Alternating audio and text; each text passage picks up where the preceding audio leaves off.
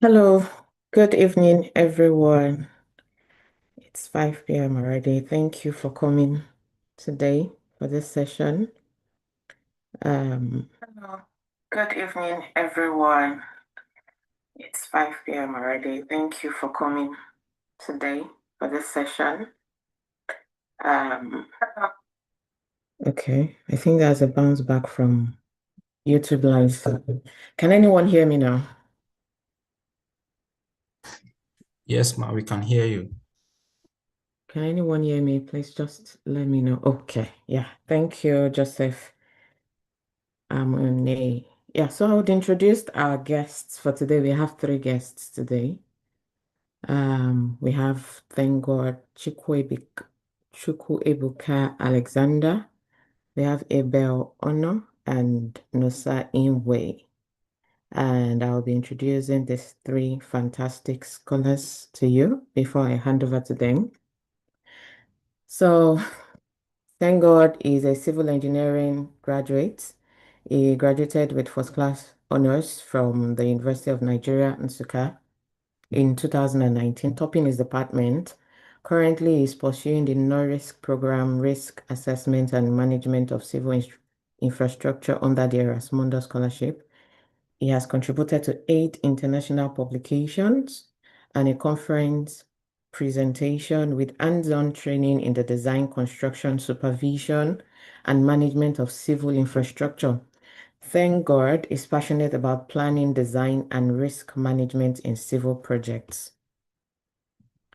Abel Onuh is a chemical engineering graduate. Abel earned his bachelor's degree with honors from the Federal University of Technology, Mina, receiving 4 merit scholarships, including the PTDF award. He's currently studying multi-phase systems for sustainable engineering across France, Italy, and Germany as an Erasmus scholar.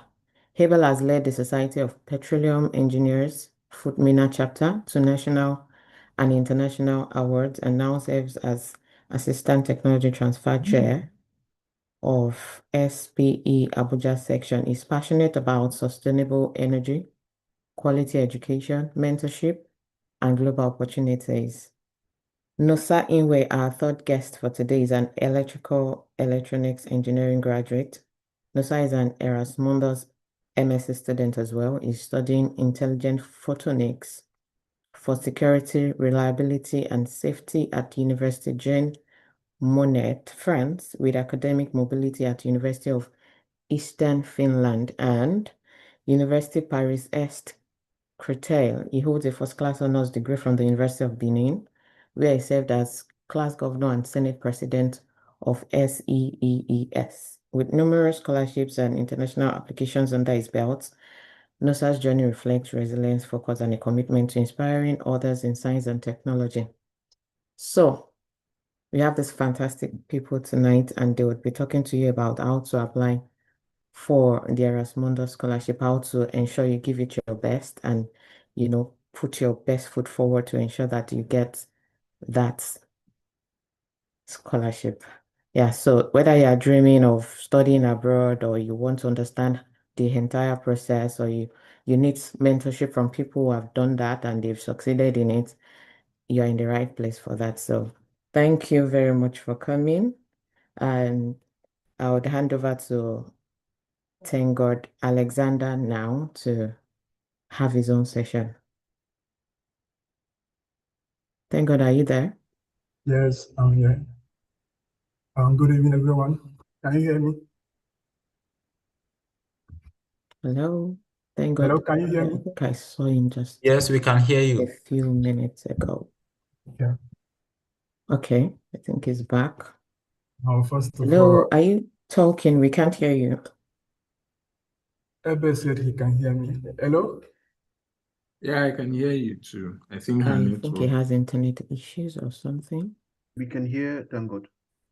Okay. Okay, if thank God is not able to. They can hear me. Okay, you can hear him. Okay. All right, I think it's from my side. Thank you for dropping that message, Abel.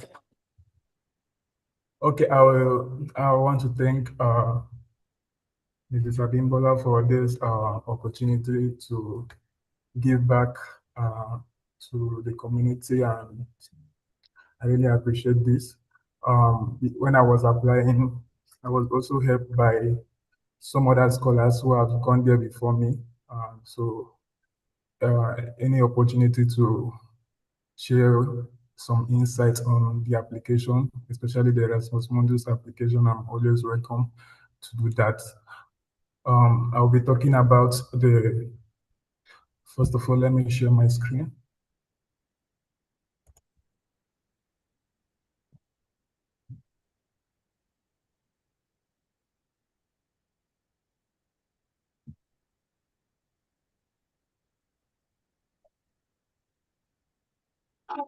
Can you all see my screen? Yes, we can. Okay, as I was introduced earlier,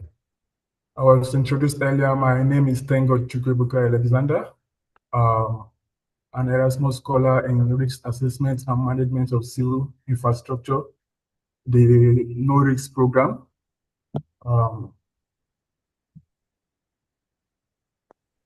I graduated from the University of Nigeria, Nsukka, where I did my bachelor's. From there, I went into the engineering field, the engineering industry before I applied to this program, and I would like to share on the topic finding programs, CV format, and interview preparation. I'll just share from my experience having applied for the program and gotten it. Just share my experience on. Many of you, I think many people know how to find the program, but for most people that don't know how to find the program, I'm going to do that and also show the sample CV format, the CV format that is required for the Erasmus Mundus Scholarship. Not necessarily required, but recommended for you to use that format, and also some tips on the interview preparation.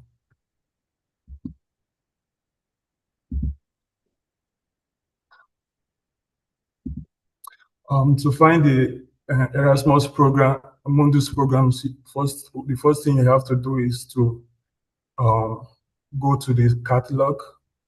When you go to the catalog, you will then filter using keywords, country, depending on your choice. But for me, when I was applying, the only keyword I used was the field of study. I'm going to show you it now. First, you click on on this, and it will take you to the Erasmus Mundus catalog. This is the Erasmus Mundus catalog. When you come here, you scroll down and you see different ways to filter. You can filter using keywords, you can filter using country, but you can just go straight to the field of study to find programs that relate to your background. There's agro, there's arts, there's chemistry, economics, sciences, education, environmental and geosciences. So when I was applying, I just went straight to information science and engineering because my program was civil engineering, and I was looking for something related to civil engineering. So you just click on civil information science and engineering. Then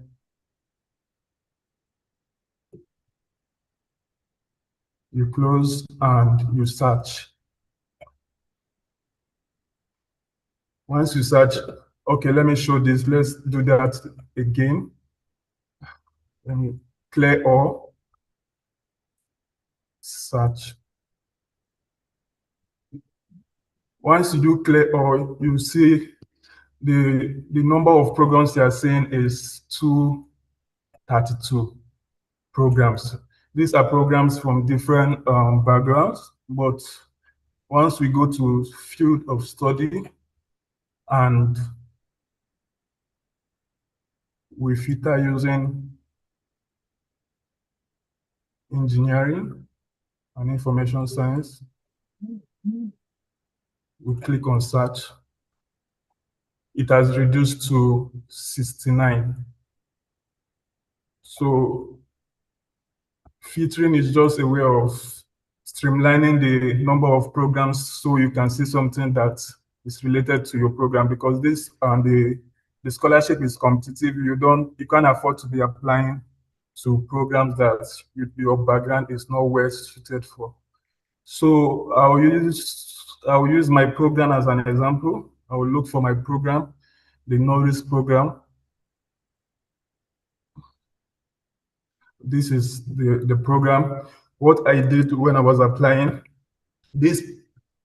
you open this tab, just right click and you open. This one below tells you the summary of the programs, of the program you just selected. It's just a brief summary of the program. It's telling you that this program is called NORIS. It's an international master's in risk assessment and management of civil infrastructures.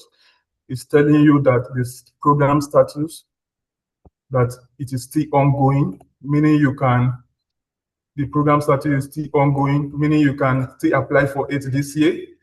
There are programs that when you click on it and you come to this summary, you won't see the ongoing, meaning that maybe the program the funding has finished and they are no longer accepting new application.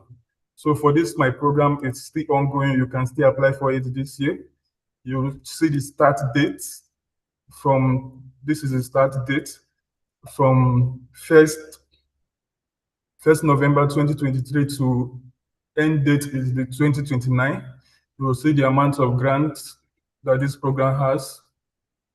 And you can also see the countries covered, 4 countries, and the coordinating institution, University of Minho in Portugal. And this is the brief summary of the program. So once you come to this place, you read the summary, and when you read the summary, you'll be able to understand if this program aligns with your background. This is the first thing I advise people to do. You have to read the summary of the program. What is this program all about? What is it talking about? If the program aligns with your background, then you can now go to the next step, which is to go back to the catalog. It will also show you the partners involved and all that. But once you read the summary and you see that it aligns with your background, you now go back to the catalog. Then you open the main page of the program.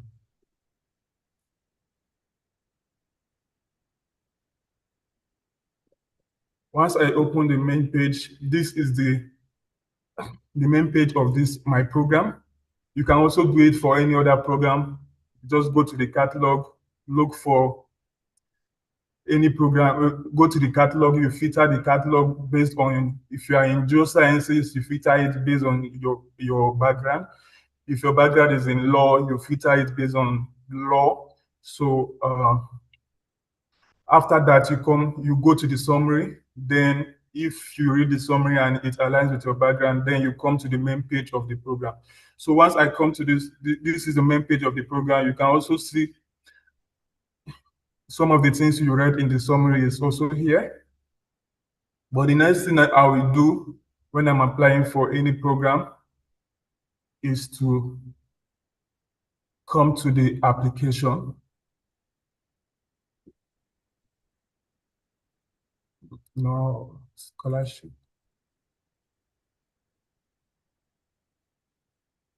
You click on the application. I come to this place, I click on this application, and it will take me to the admission requirements. You also have to check this to see the admission requirements of the particular program you want to apply to. Then it will tell you it will show you the admission requirement. You read through it, You also check for, I get many questions of people asking me if my program requires me to have written the English test. But for once you can get that information about any program when you go to the admission requirements. For this, my program now, I was not told to apply and to submit the English test because it says that be proficient in English. Students from non-English speaking countries. Nigeria is an English speaking country, so I don't have to write the English test. But if you're coming from a non-English country, you can then go ahead to write the test. So the main purpose of this is to know the requirements of the program if you are required to write the English test, and also the documents you need to send when you are sending your application. Upon application, students must provide the letter of motivation between 1,005 to 5,000 characters, detailed curriculum vitae in European formats. This is what I talked about the Europass format of CV. Then you are required to submit your certificate and diplomas of previous universities or statements from the university, your transcript of record, including grades and course levels. For my program, most programs, I don't think all programs requires this for you to submit your transcript and also for you to submit the course syllabus. The course syllabus is just all the courses you took during your undergraduate and the topics under each of the course. For the transcript is different from course syllabus. Transcript just lists the course, the name of the course, and the grade you got in that particular course. But for this course syllabus, you get the name of it shows the name of the course and all the individual topics under that particular course. So it's different from transcript. So you check. This is what you have to do. Once you have read the summary and you see that your background aligns with that program, you go to the program website, you check the admission requirements. You have to be sure that you have everything the program needs.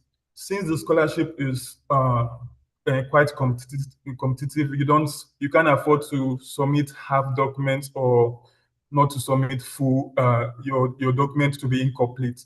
So it's best you come to this the application requirements and you get to know the documents you require and if you need to write the English test. Some programs don't exempt Nigeria from writing the don't exempt Nigeria from submitting the English test. So it applies to the different programs. Every program is different for the Erasmus Mundus Scholarship. So once you see the certificate of relevant work experience, English proficiency certificate. Let me say this. Since we are not taught to write the English test, but we are taught to submit a document from our university. Hello? I think. Hello? Can hear you. Okay, you can hear me. We are told to submit a document from our university. For the University of Nigeria and Nsukka, there is what is called the Letter of English Proficiency. This letter is just a one-page document from the registrar's office that states that English was the medium of instruction during your undergraduate degree. So it's just telling the program that your bachelor's degree was done in English. English was used as a medium of instruction. English was used as a medium for the examination. English was used as also the medium for teaching.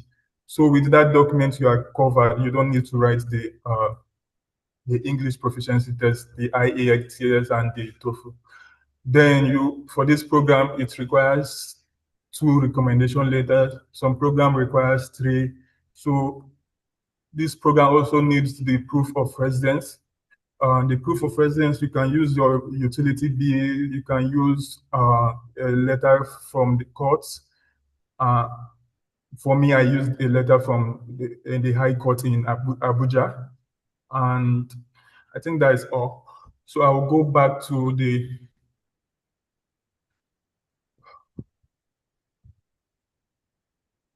So the main thing is just the application requirements. If you check the admission requirements and you see that you are qualified, then you can now go ahead to apply for the program.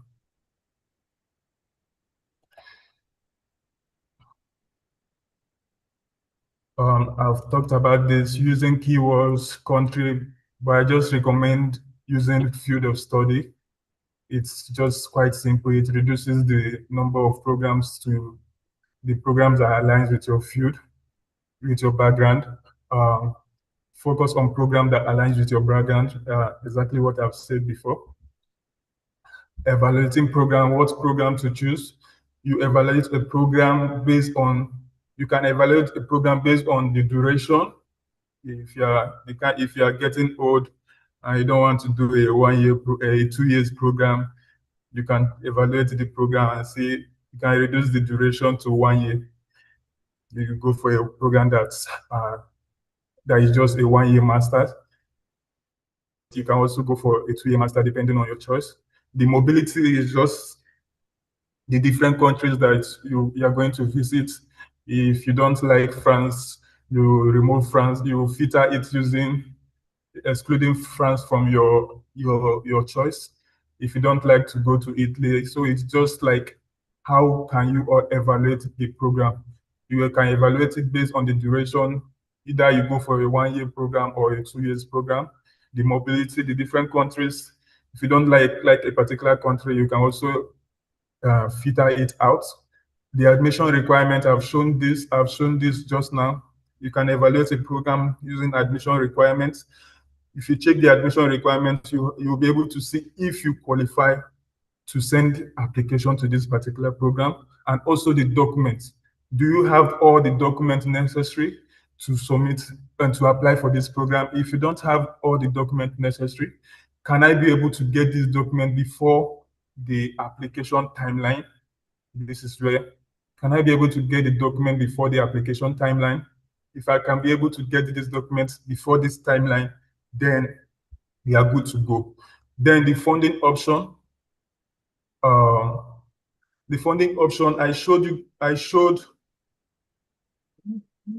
I showed something here in the program summary. When I showed something here, this is very important. It shows the start date of that particular program and the end date, 2029. It means that this program has funding from 2023 to 2020.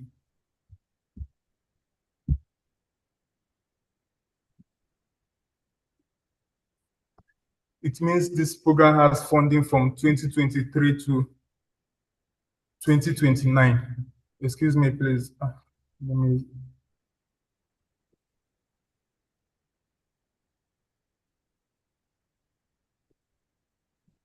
So as ThankGod is talking, if any question comes up in your head, you can just note it so that once it finishes, you can ask your question before the next guest comes up.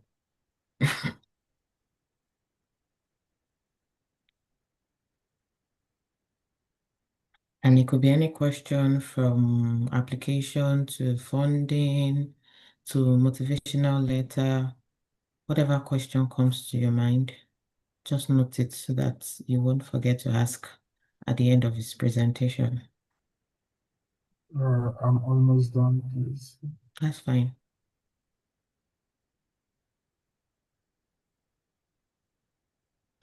Okay, so this is where you check whether the program still has funding. Some program you will see 2029, but their funding has finished, so you will still have to go to the program website, and if they don't have funding, they will categorically state it that they don't have funding on the program website. So it's another way to to confirm if that particular program still has funding. So the next is the Europa CV. If you have any question about how to find the program, how to you can, like Mrs. Abimbola said, you can jot it down and you answer the question after the presentation.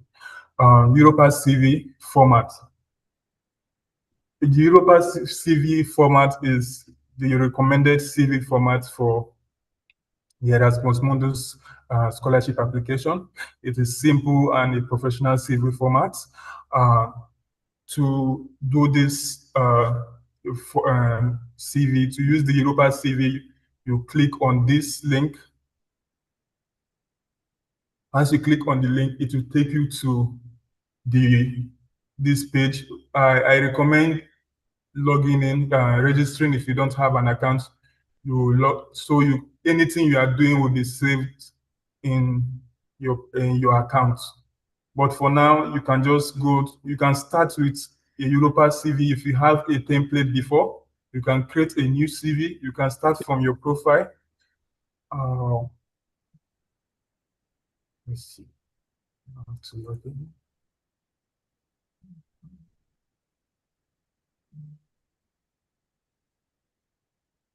Okay, what I did was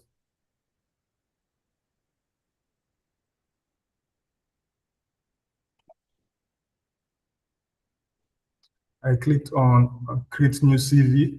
So you just start filling all these things here, your personal information, your first name, your last name, about me, date of birth, gender. I don't recommend adding gender, your country, city, contact information, address. Then you save it, you go to next. This particular presentation, I won't be able to show you the step-by-step, but I can drop the link. It's very simple. You just click on that link, you register, then the Europa CV has different sections where you add different information. If it's a research experience, you can add that section. If it's work experience, you can add that section. Educational education, you can add education. I will show you a sample Europa CV, and this is the CV sample I used when I was applying. Like I showed you before, this is your details. It shows the Europa CV here, the recommended CV template. Name, ThankGod Chukwuebuka Alexander, nationality, Nigerian, date of birth, phone number, email address, and the likes. About me, you can write a short description about yourself. Education and training. You list your education here. The relevant courses, if you did well in those courses, you can list it. Your experience, research experience, you list your research experience here. Teaching experience, work experience, you list your work experience here. Publications, you can list the number of publications. If you have publications, you can list them here. Due to want of time, I was not supposed to show this sample. I was just supposed to write the different sections, but you are looking for this. So the presentation, papers, posters, you can do that. You can just, if you have done any presentation before, management and leadership skills, honors and award, you can write them here. Conferences and seminars attended, professional affiliations, skills and ability, professional development and certification, and recommendation. So for my CV, I hear people saying the CV must be 2 pages. It must be, there's a lot of controversy surrounding that. that topic. CV must be 2 pages, CV must be 3 pages. But I feel for the Erasmus application, I used a 5-page CV during my time. I feel CV depends on, unless you are told that you should submit a 2-page CV, I feel you can submit 3 or 4, depending on the number of things you have on your CV. There are some things that you cannot afford to drop from your CV. So if you can add it and make it 5 pages, but if the program says submit not more than 2 pages CV, then you can now reduce your CV to a 2-page CV. So I've shown the sample of the Europa CV. If you have any question about that, you can ask me later. Then you can create this CV using this link here.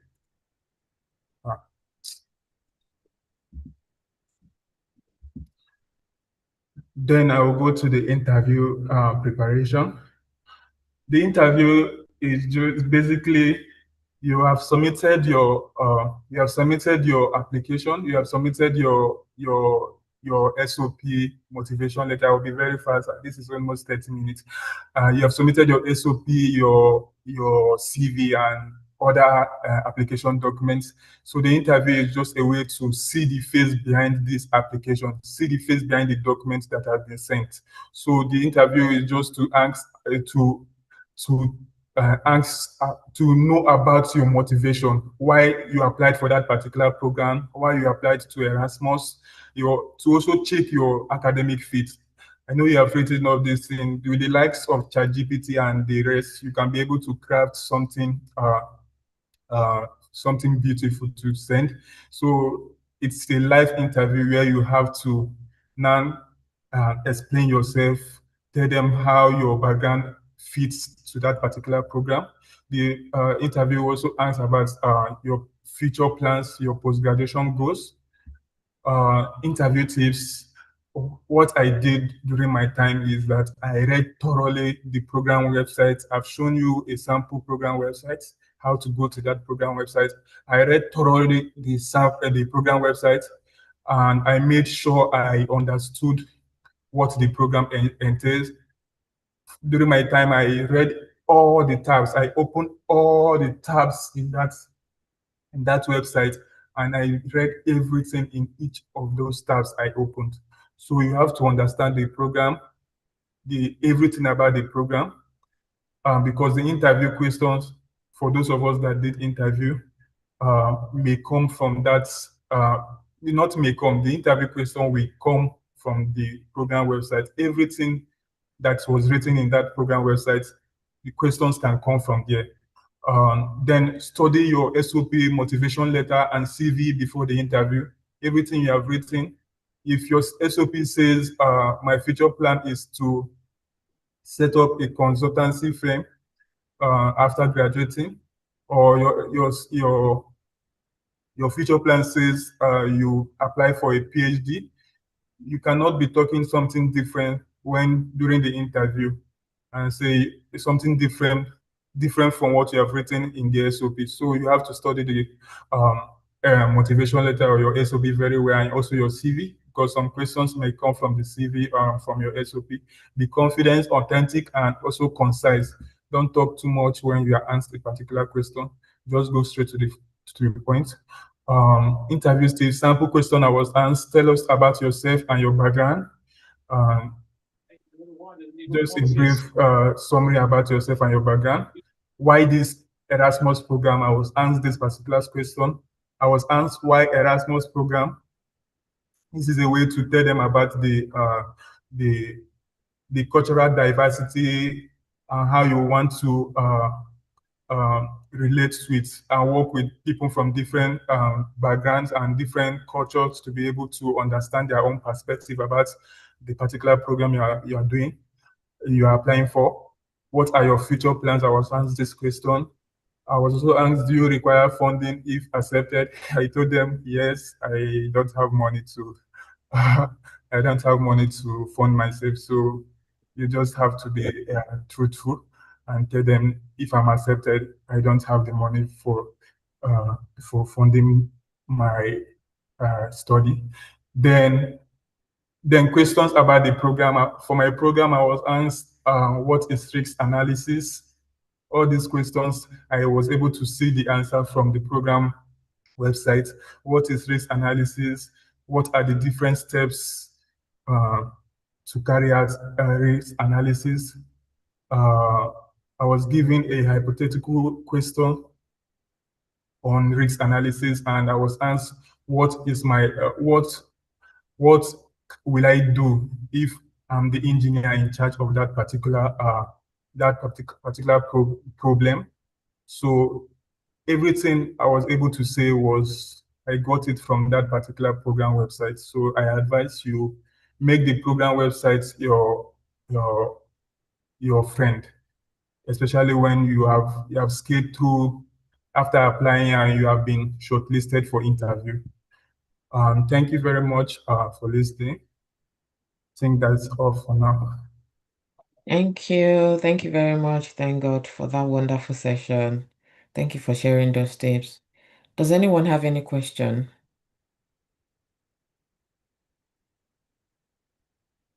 Any question from the audience? I would like to ask, okay, Amazing Mercy is raising our hands. Okay, so when everyone has answered, asked their question, and then I would talk about the question I have in mind. So, Amazing Mercy, you can unmute and ask your question, please. Okay. Would read out the questions from the chat. So after the ones speaking live have been able to ask their own. Okay, Mercy, you can go ahead.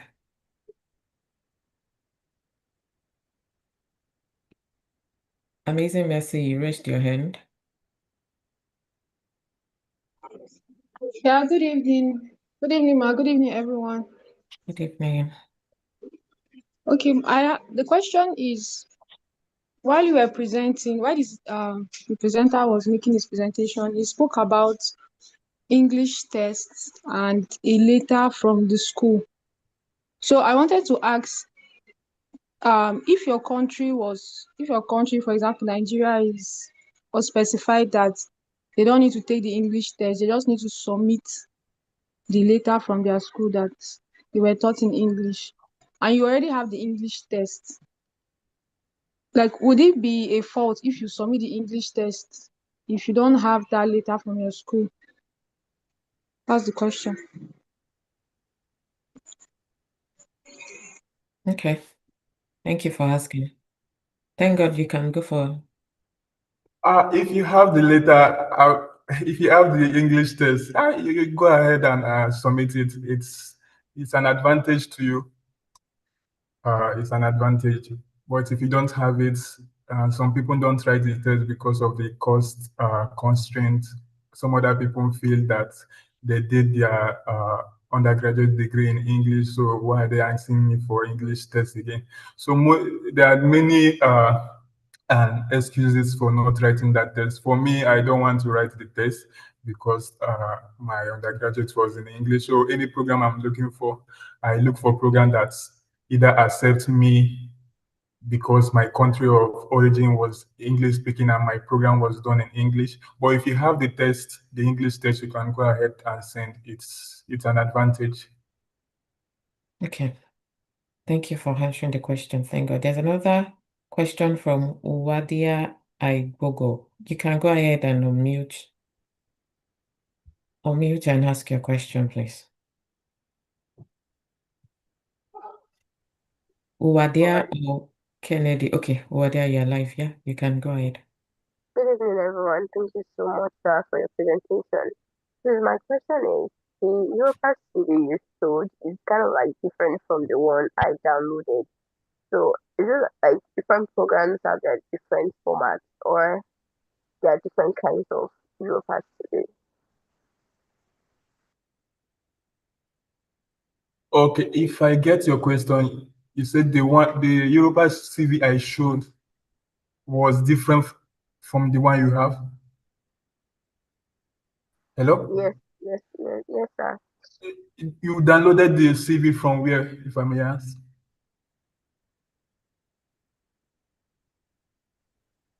From the GEM admissions website. Okay, from the admission website. Yes. I think you can use anyone, but for me, I went straight to the Europass website. When you go to the Europass website, I went straight to the website. I registered.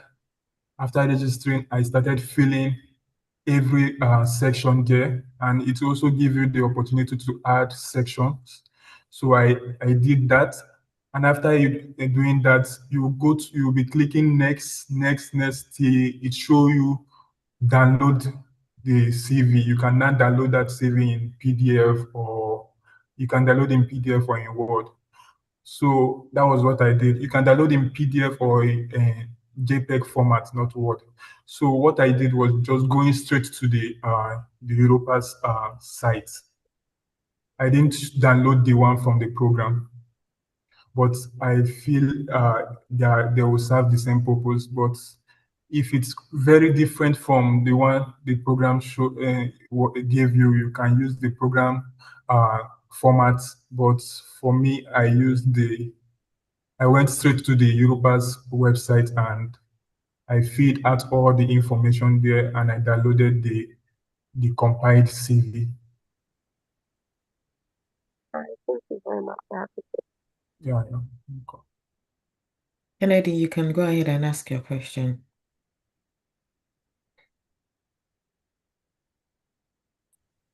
Okay, yeah, good afternoon. Oh, sorry, good evening, everyone. Good evening. Yeah, thank you for the presentation from our first presenter, I guess. So my question is this, what kind of programs are available on this scholarship platform? So for me, I'm also looking at exploring like PhD opportunities and possibly an MSc too. I'm currently doing one here in Nigeria, but if I'm able to get a PhD directly, that will be fine. But I don't know if these programs cover for PhDs, for fully funded PhD programs, or is it just MSc programs that are available? Yeah.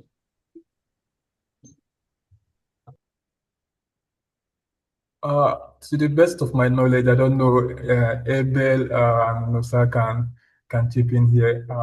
But to the best of my knowledge, I think this particular catalog only gives results for MSc programs. I think it only gives results for MSc programs.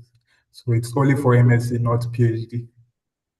Okay, sorry. And secondly, my second question is, I was trying to find out that, okay, if somebody goes or leaves the country through this route, what are the prospects of post-study, or how does it work? So after you complete your program, what are the prospects of you probably like having a post-study permit or something? Okay. What to answer that your question, after the Erasmus program, ideally you are supposed to come back to your country to develop your country, but it is not like a must that you come back. You can also pursue other opportunities like applying for PhD. You can apply for PhD in that particular country where you finished your thesis, or you can also look for an opportunity outside that particular country. You can look for opportunity in US. You can look for opportunity in Canada. So you are not restricted based on that particular. And Erasmus is not a program that we force. It's different from Chevney and the Commonwealth share, where you have to come back to your country. But ideally, you are supposed to come back to, if you're in Nigeria, if you're from Nigeria, you come back to Nigeria and develop your country. So that is just it. But it doesn't stop you from looking for opportunity elsewhere. You can also look for PhD opportunity, and you can also look for job opportunities also.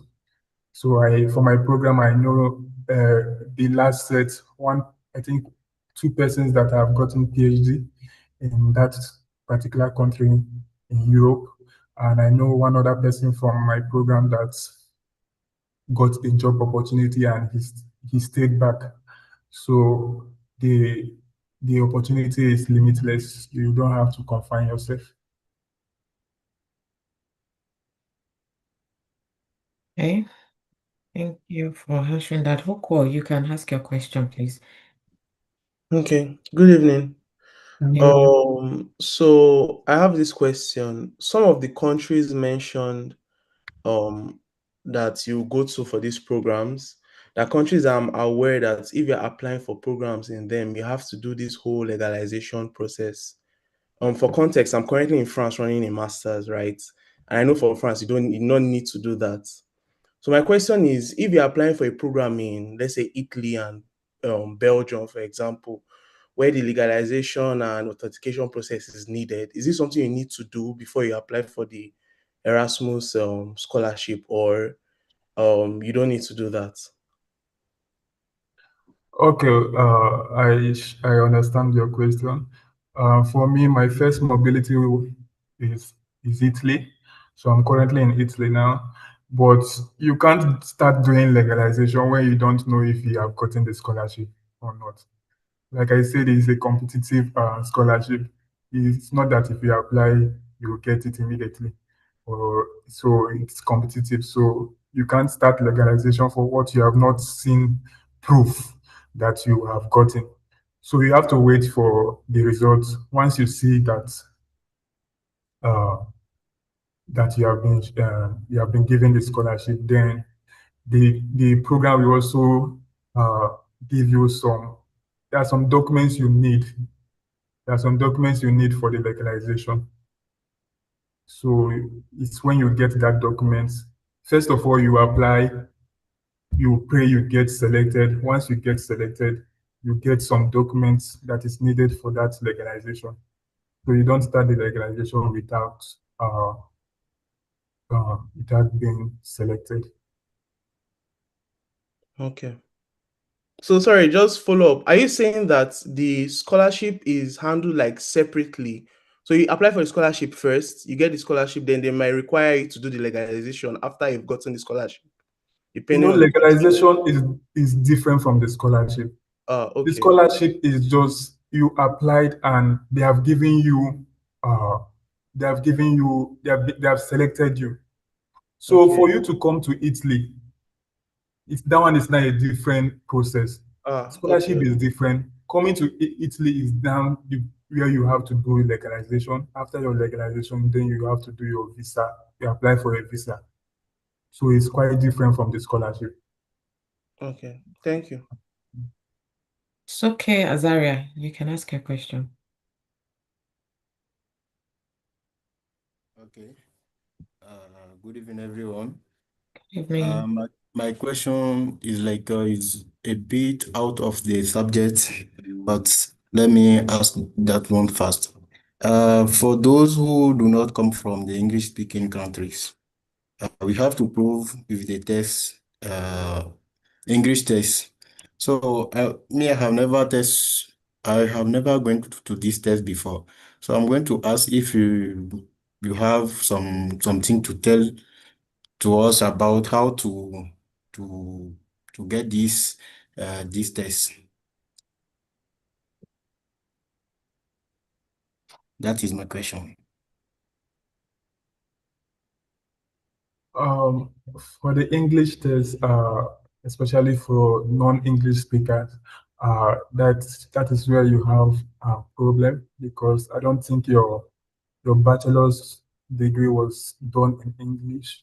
So for non-English speakers, I feel this is where you now have to register for the TOEFL or the IELTS exam. You have to write the exam and show that and get a particular particular score for you to, once you get that result, you can now apply for that particular program. For preparing for the test, I think I have some materials. on the preparation, but I didn't eventually use it. But you have to apply for that. You have to register for the test, then you write the test, and once you pass, you can now move forward to applying for the Erasmus program. Because most of the Erasmus program they are done in English. I don't think there's any program that exempts French speakers or people that are not from English-speaking countries. Because we from English-speaking countries, we are also having problems with some programs that even require us to submit the English test, since we are not native speakers. So if people from English-speaking country will be having that problem, I'm seeing Duolingo. I don't think maybe Abel and Nosa can be able to chip in, but in Duolingo, yeah, like Nosa just said, Duolingo is rarely accepted. It's rarely accepted. You can just go for TOEFL or IELTS. I think that is the best for now. Okay. Thank you. Thank God for answering that question. Would you like to drop your contact so that you can share the materials you have with the person that asked the question? Because Okay. yeah, so you can contact you after the webinar. Obadigo Bright, you can go ahead and ask your question. Okay, thank you very much, Abimbola, and thank you very much, ThankGod. So my question is that can you apply for multiple programs? Or Yeah, currently, previously for Erasmus program, you can only apply for 3 programs, but for now you can apply for as many as possible. You can apply to 20, you can apply to 30, depending. But applying to many programs it limits your. I don't know if it's going to limit, but yeah, I don't think you'll be able to send a strong application. Let's say you're applying for 10 programs. I don't think you'll be able to send strong application to those 10 programs. But to answer your question, you can apply to as many as possible. Okay. Thank you for answering that. The person who asked about the English test, I can't recall your name. Just Azaria. Azaria, yeah. So just look out for ThankGod's contacts in the chat. Probably your email address or phone number or LinkedIn, whatever contact you are comfortable sharing, you can drop it, ThankGod, so that Azaria can pick it up from the chat. So I'll be reading the questions now that have been dropped on the Zoom chat. So there's one question that says, my English proficiency is about 2 years old. Can I still use it for applications? That's a question for you. Abel, do you have idea of that? I don't have idea on English. This. Yes, I do. Okay. Okay, so one thing that is very common, and I always say for every Erasmus program, is that every program is specific, unique, and you have to check the requirements. So I have seen programs, Erasmus programs, that say if you have an English proficiency, even if it has passed 2 years, they can accept it, right? But then most of the programs, they're going to need you to have an English proficiency that is not more than 2 years, that has now expired. For instance, my program recently had to pay for one of us who got into the program because his proficiency certificate had not expired, but the country of mobility that requires the proficiency is still ahead, and it would have expired by the time we'll be moving to apply to that school. So they had to give him a voucher to take the test because France didn't need it, but I think Italy or or Germany needs it. So yeah, you have to check with the particular program. And if you have any questions, you can send them email. And but yeah, for most of them, it should not have expired yet. Okay. Thank you for that, Abel. The next question here says, for CGPA, if asked, do we convert to 4.0 scale or we maintain the 5.0 scale? Anyone can answer that question? Yeah, you just maintain the 5.0. 5.0, okay. If one has done local masters, is it advisable to indicate while applying for the Erasmus Mundus, especially your master's project? If your master's project align. You can indicate your master's. Erasmus doesn't care if you have a master's before. They don't even care if you have PhD for my program. I don't know about other programs. My program, we have 2 PhD students there. So this is why I'm saying you are applying with people that are top notch. For my program, we have PhD students too. These guys have done PhD and they're also coming back for another master's. So you can add any qualification. You can add any qualification you have to boost your chances. Okay. Yeah, so Edo Victor is asking if you are a no-risk Erasmus scholar. I guess that's a yes. He's asking, thank God.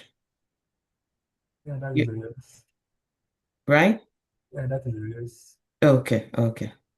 So you would probably get more information from you regarding that. Nosa is also saying there's Erasmus funding for PhD, but you would have to do more research about that for whoever has asked that question about PhD. I think that's all we have for now. Okay, there's another question. Can one apply for a program with a publication under review? From Jerry Sunday Zuaka. Publication under review.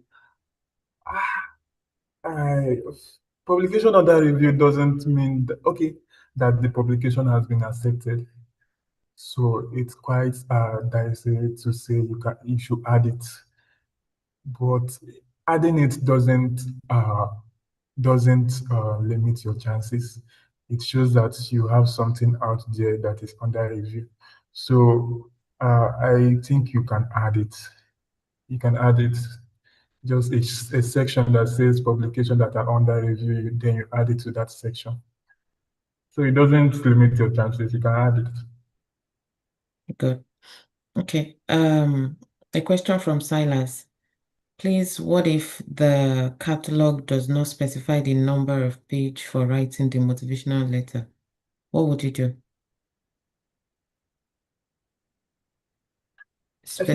I feel most programs will tell you if there's no page limit, they will tell you the word count or the character count. So you should just look out for that. But if the program does not specify the number of pages, you can just do 2 pages at most. So at most 2 pages. You cannot send like 3, 4 pages. Nobody has time to read that. So 2 pages is okay. If it was not specified, you just write 2 pages or even 1 page, depending on what you're writing. I think Nosa is going to talk more on SOP, so you just wait for that section. Okay, fantastic. So one last question here. It says, is it possible to apply without publication, just your undergraduate project? And is IELTS a requirement for admission, most especially when you don't have one? Is IELTS a requirement? Yeah, if you don't have one, is it a requirement for admission? It is not a requirement depending on that particular program. So as Abel said, all programs are unique. Each program have their requirements, and during my presentation, I've showed how to check the admission requirements. So for me, I didn't submit any English tests. So, and I was admitted.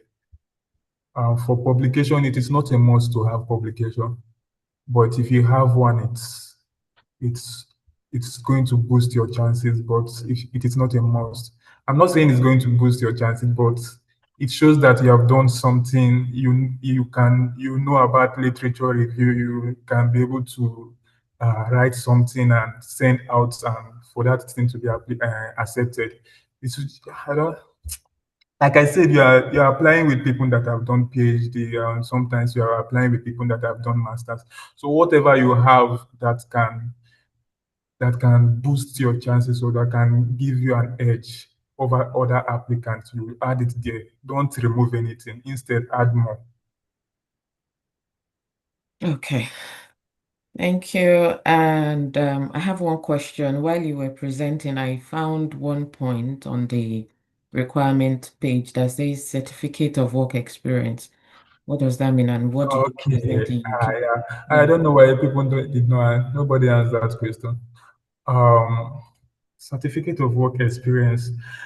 Uh, it's just like I feel I can show that it's not private. Can I show that? Yeah, you can share your screen. Let me share my screen now.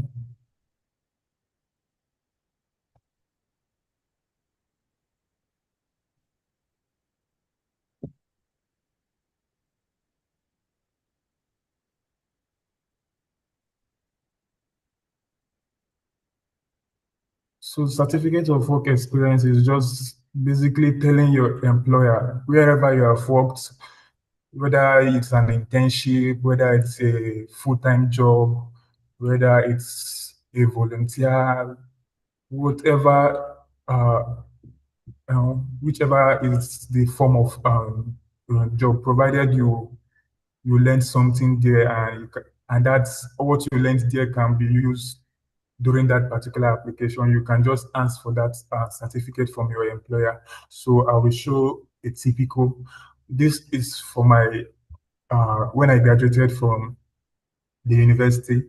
I intend during my NYC. I intend with this Portuguese company. So after the internship, I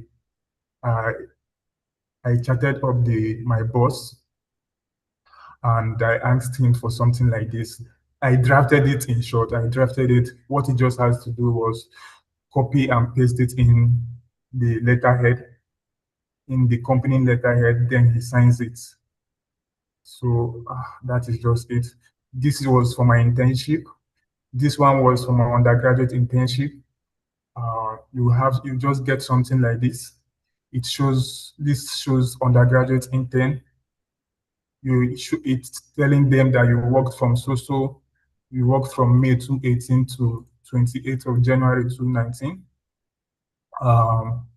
This one also was another certificate of work experience. So this is just, you have to get this from your employers, whether volunteer or whether internship or full-time job. Just make sure you are in good relationship with your boss or with the HR. Then you ask for something like that, and I think they will give it to you. That's why I say good relationship. Anywhere you are working, you have to maintain good relationship with where you are working from. You don't know when you will need their support. So I'll stop sharing. Okay. Thank you for that. Abel has also added something. He said a program he applied to also asked for it, and he submitted his CWES completion and NYCPPA acceptance offer. So that's another example for anyone who is interested in a particular document they can submit for the professional certificates. Yeah, so that ends this session, and we'll now move on to the next session by Abel Onuh. So Abel, you can go ahead.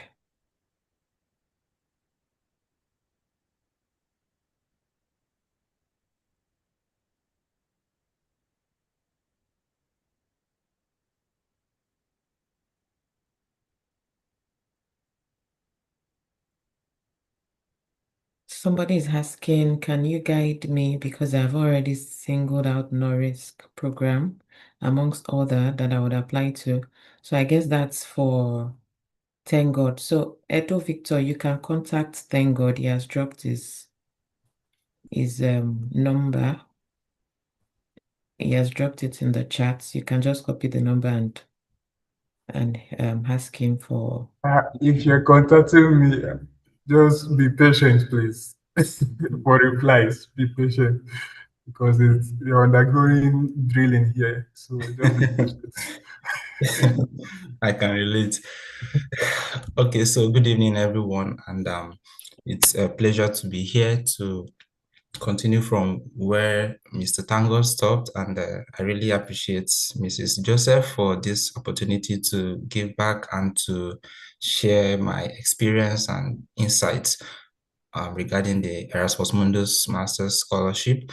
So continuing from where Mr. ThankGod stopped, he has talked a lot about a lot of things, and especially through the question and answer section.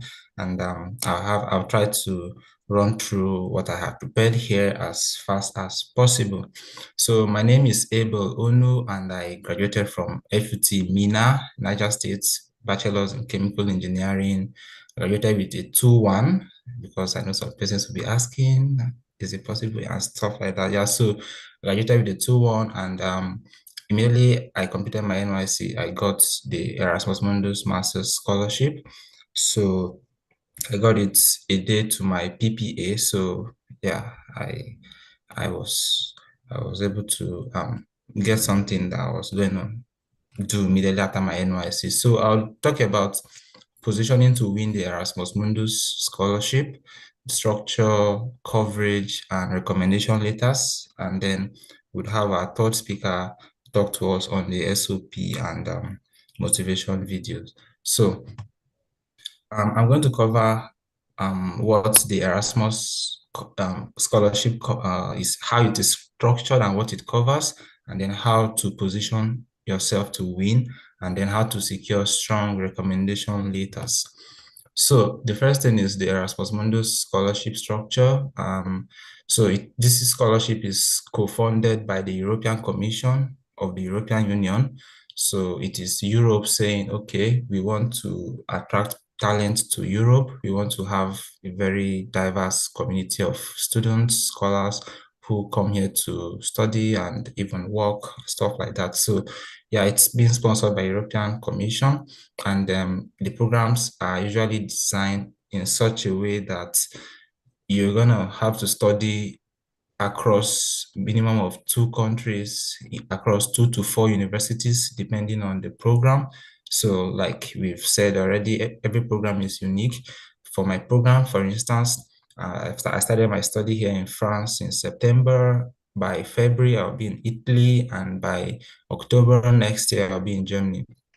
And then we have people that have different mobility, and then some persons even branch to UK and so on. So that is how the Erasmus Mundus scholarship operates. So you're gonna get master's diploma from each of these schools that you're gonna attend, and then all of them put together will form your joint master's degree that will be offered to you at the end of your 2 years. So the program runs for 2 years, 24 months, and then we have okay, I already said the mobility, you study in at least 2 countries, you get joint degree.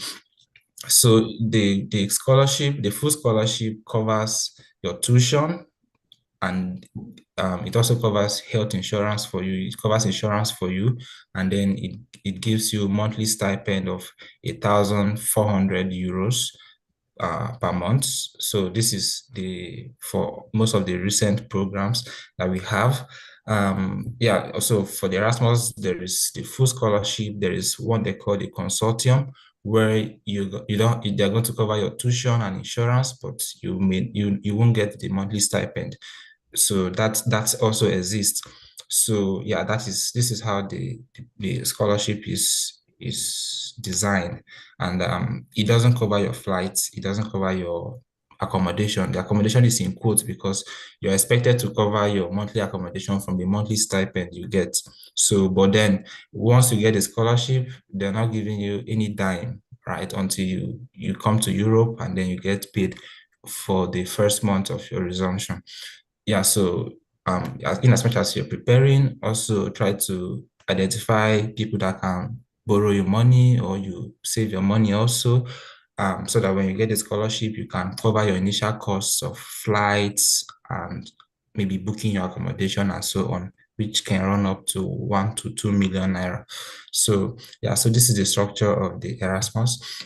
So moving to positioning to win, it is very important that you put in your best, right, in when you're applying for these Erasmus programs. And then I'm going to share some very few things here that you can apply. And I believe that if you do so, you're going to increase your chances of winning an Erasmus Mundus Scholarship. A lot has been said already by Mr. ThankGod, and especially through the question and answer section. But I would like to reemphasize that you have to understand the program. We have said over and over again that every program is unique, every program is specific, and so is their requirement, right? My program, for instance, requires you to have IELTS or TOEFL, right? So you cannot carry the requirements of my program and then take it to another program. My program does not require motivation letter, no motivation video. It just requires CV, right? And then there's a space for you to fill your scientific background. You just fill the courses you did that relates with the things they are offering, or the core aspect of multi-phase systems like fluid mechanics and mathematics and heat and mass transfer. So every program is unique, and it is important that you know the goals and objectives of the program. And the same thing that Mr. ThankGod said is the same thing that I always tell everyone that sends me an SOP to review. How well have you read the program's website, right? When I wanted to apply for Erasmus, I could randomly be maybe on transit. I could be just anywhere with my phone. I'll just branch to the website. I could say that I read everything about the program, right? So you have to put in the effort, right, to study everything about the program, every part of the website, from the overview, from their objectives, from the frequently asked questions, from the eligibility criteria, because the more you know about the program, the better you are able to show to them, right, that I am the person you are looking for, because that is what they're going to look at, right, from your submissions. You need to understand, okay, this is the objective of this program. This is what this is their aim. This is what, in fact, you can go as far as checking up the professors who are involved in the program. Look at what they are doing, right? So that you can, I mean, these people are humans, right? And then you can easily maybe suit their bias if you are able to use words very well. You can present yourself in such a way that when they read your profile, they'll be like, oh my God, I'd like to, I mean, if this guy is in this program, I could do something with him, right, over time. So you have to read everything about the program. I cannot overstate that, right? So just try as much as possible to read everything about the program. It's going to show in your essays, right? It's going to make you stand out. So ensure that.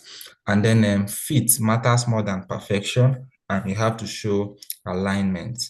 You have to show alignment. It is very important. How well does your background, your work experience, your volunteering, and everything about you, how well do they align with the objectives of the program, right? The program, they have the funding, right? EU has given them the money, and then they have their specific goals, which is there on their website. Or better still, you can ask people who are on the program. They can give you some more information.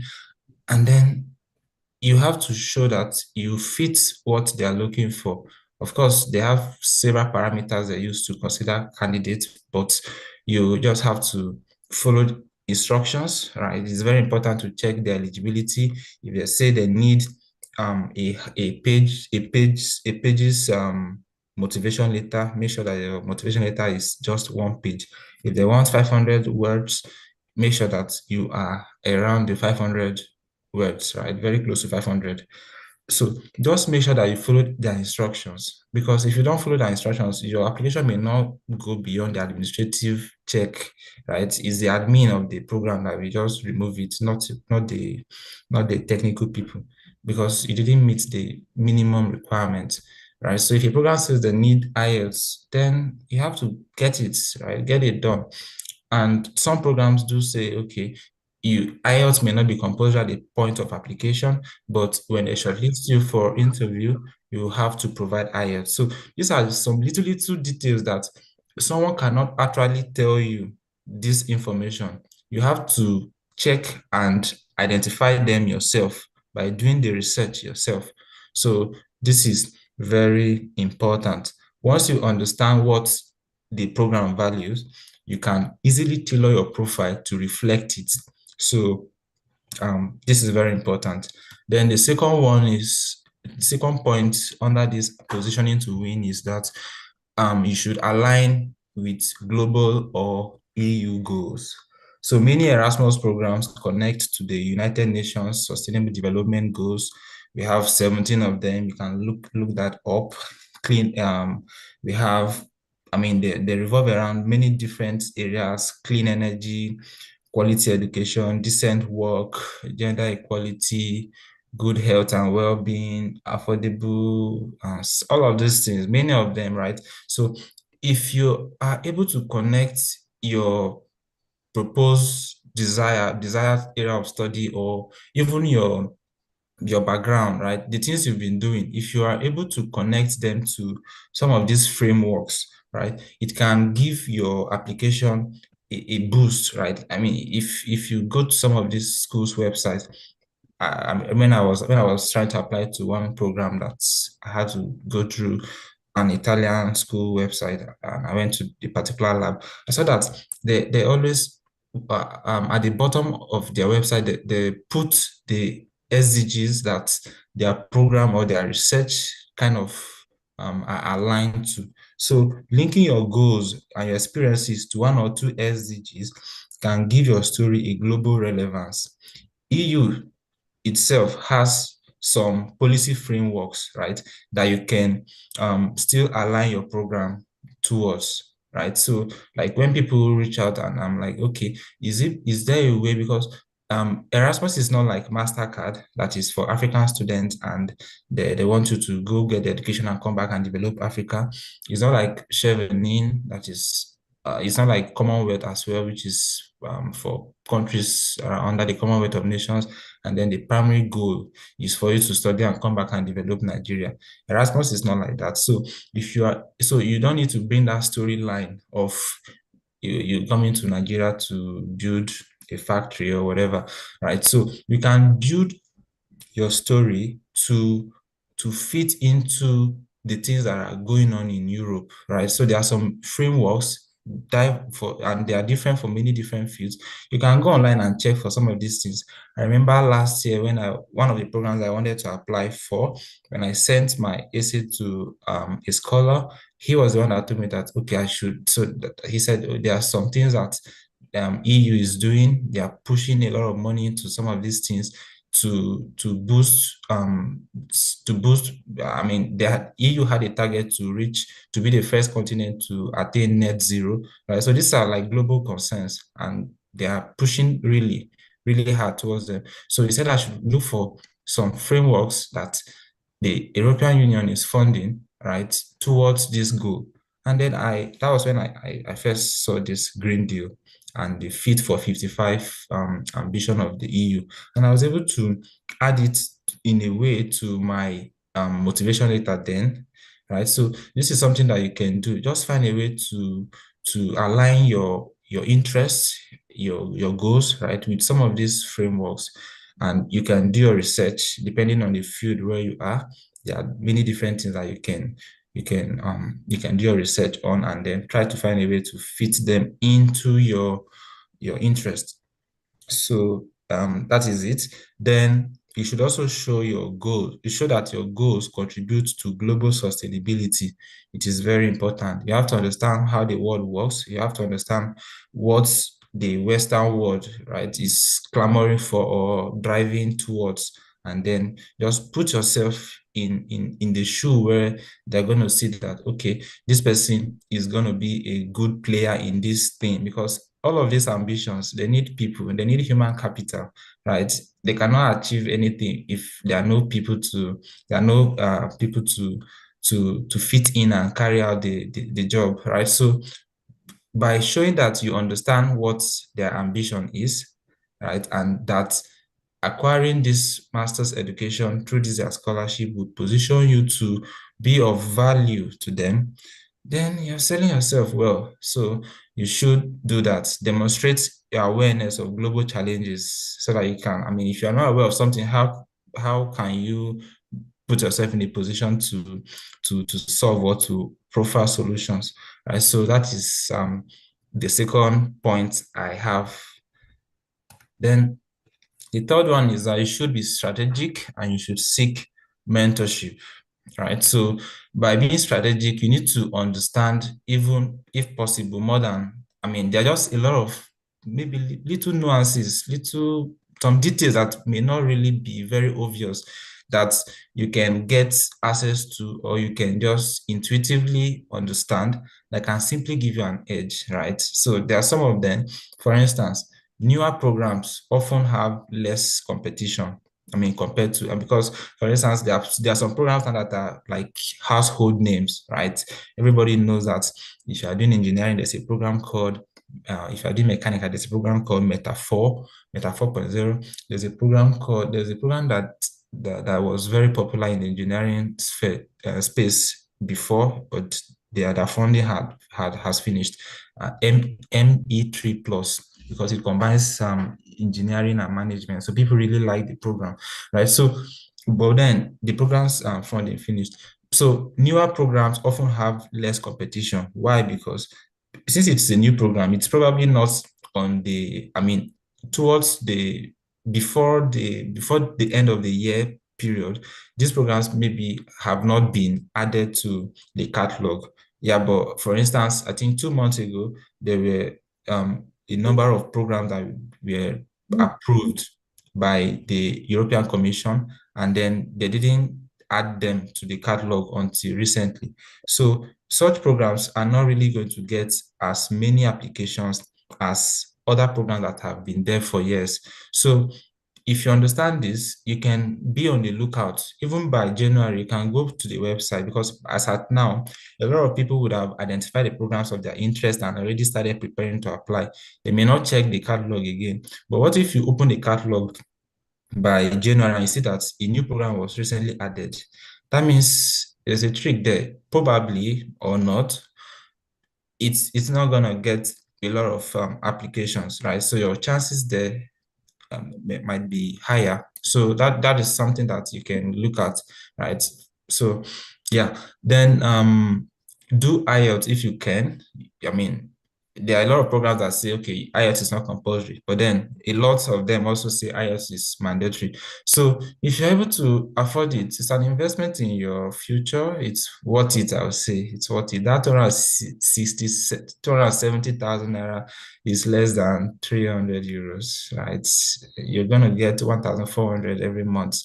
That's good money, right? It's going to be worth it if you eventually get a scholarship.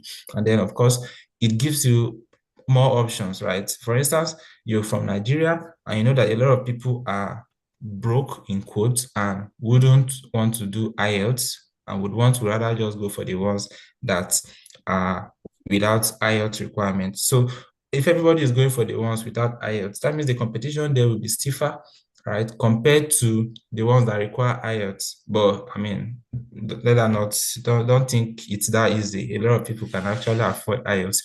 So, but yeah, if you can, please do IELTS. It can increase your chances and it gives you more options. You get to apply to more programs. And yeah, so then there's another thing. Programs usually limit 10% students per country for the program cycle. So when they get the funding, I think the funding usually is for 5 years or so. So because every program is for 2 years, they get to have like 4 cohorts, right, for the program funding cycle. So if they have 4 cohorts and their target is to take maybe 25 students per year for 4 years, that is 100 students will get full scholarship. That means no students from one particular country won't be more than 10 that will get the scholarship for the space of that 5 years. So, and this is where it still connects with the first strategy here, which is that newer programs often have less competition.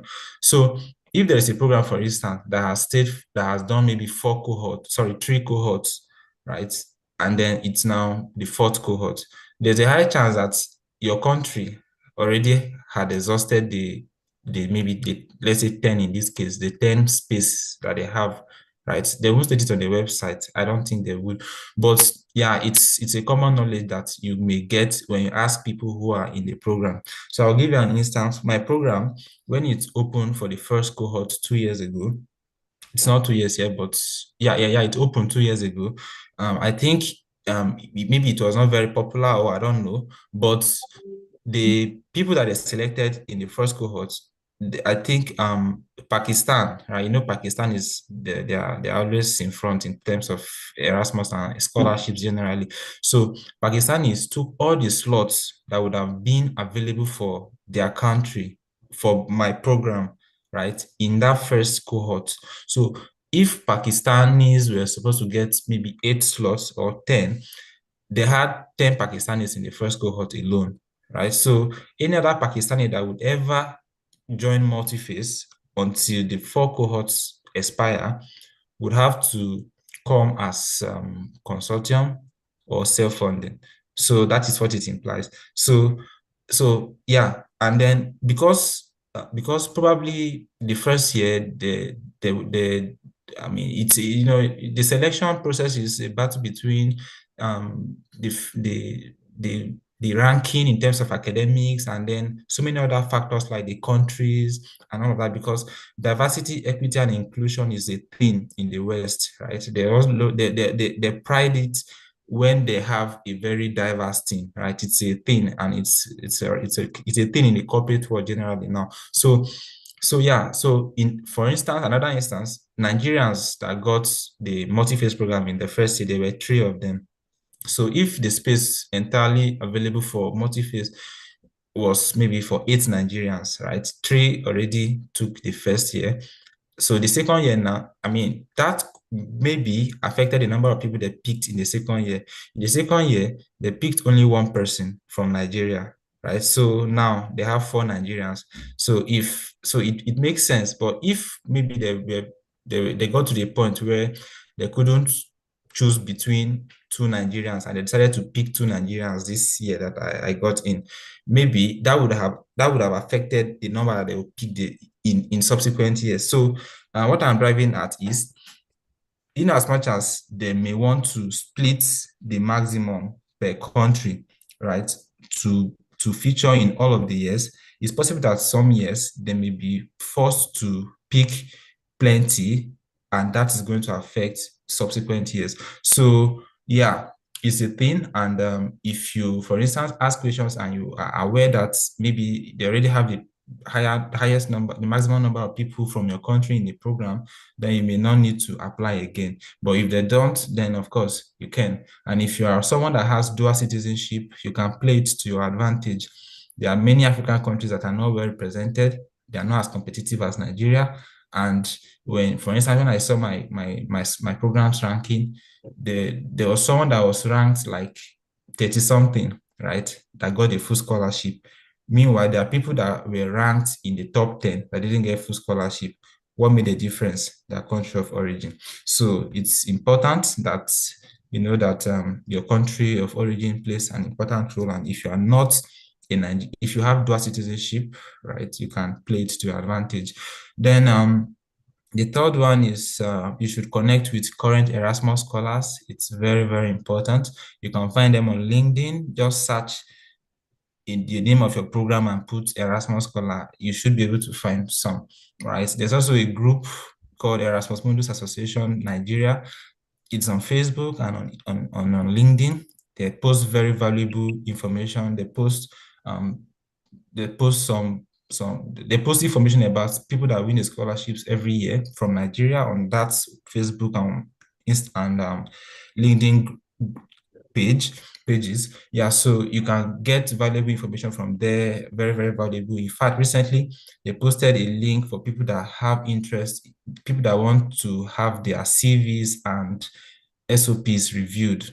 It's a very good one. It's better you put your CV and SOP there than to give it to somebody that may not even be, that may be very far from your program, because the way they are doing it, they sent an email to we the scholars asking for our interest in helping to review CVs and SOPs, and I'm sure a lot of scholars will accept to do that.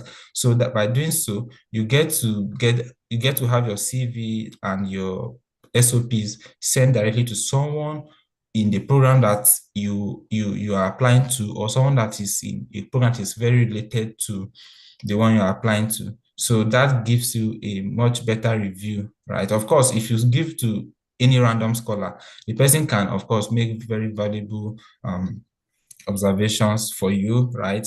But I always tell people that it's very good that they reach out to people in the particular program that they're applying to. So ask scholars, especially in the specific program, to review your document. They know what fits best, right? If you go and ask a scholar now, if you take your CV to a scholar that their program asks them to submit a maximum of 2-page CV, it's very likely that the scholar will tell you that, why are you bringing a CV of 5 or 6 pages, right? Because the person is right, but from his own perspective, right? But if you take it to someone that is from your program now, the person will be like, why are you submitting 2-page CV? Do you know the kind of people you are going to compete with? Why? Because the person knows that the person did use a 5 or 6-page CV and the person got in, right? My program, for instance, like I said, it doesn't require motivation data. It doesn't require motivation video. So the only way you can sell yourself is your CV and your the scientific background space that they have. So it's very important that you consider these nuances and you play it to your advantage. So please seek insights from current scholars. Try and look for them on LinkedIn, and yeah, of course, if you don't have access to them, of course, you can make do with the people you have access to. I mean, every second look, every peer review, every form of review from anyone can be of immense help, right? So, but yeah, if as much as possible, try and get someone in the program of your interest. The applicants who win are not necessarily the smartest. They are the ones who make the reviewers feel that choosing them will multiply the program's impact. So how well can you make them feel, whether it is true that you can multiply the program's impact or not? The thing is, can you make them feel that is it? So that is what I have to say about this positioning to win. So let me quickly run through the letter recommendations part. So it's a very important aspect of your application, right? For a lot of applications, they will state it, the weight of each aspect. They will say maybe your scientific background, or let's say your academic background, maybe 30%, your CV, maybe 20%, your letter of recommendation, maybe 10%, and then maybe your extracurriculars and stuff like that, maybe research and any other thing, 10%. So there are some programs that specify the rank, the allocation of points for each aspect of the submission you're going to make. So it's important that you study some of these things and then know how to prepare to steal as many points as you can in the areas of your strength. So if, for instance, you don't have first class and you know that you're not going to get 30 over 30 because you didn't have 5.0 over 5.0, maybe you can try and make sure you get the 15 over 15 or 10 over 10 in later recommendation. How can you do that? By making sure that your recommendation comes from your recommendation letter is very robust and suits the need of the program. And you cannot, you wouldn't expect your professor or your lecturer to go and research about the program and tailor the recommendation they are making for you to be perfectly telling the program that this guy is the best fit for you, right? So it's important that you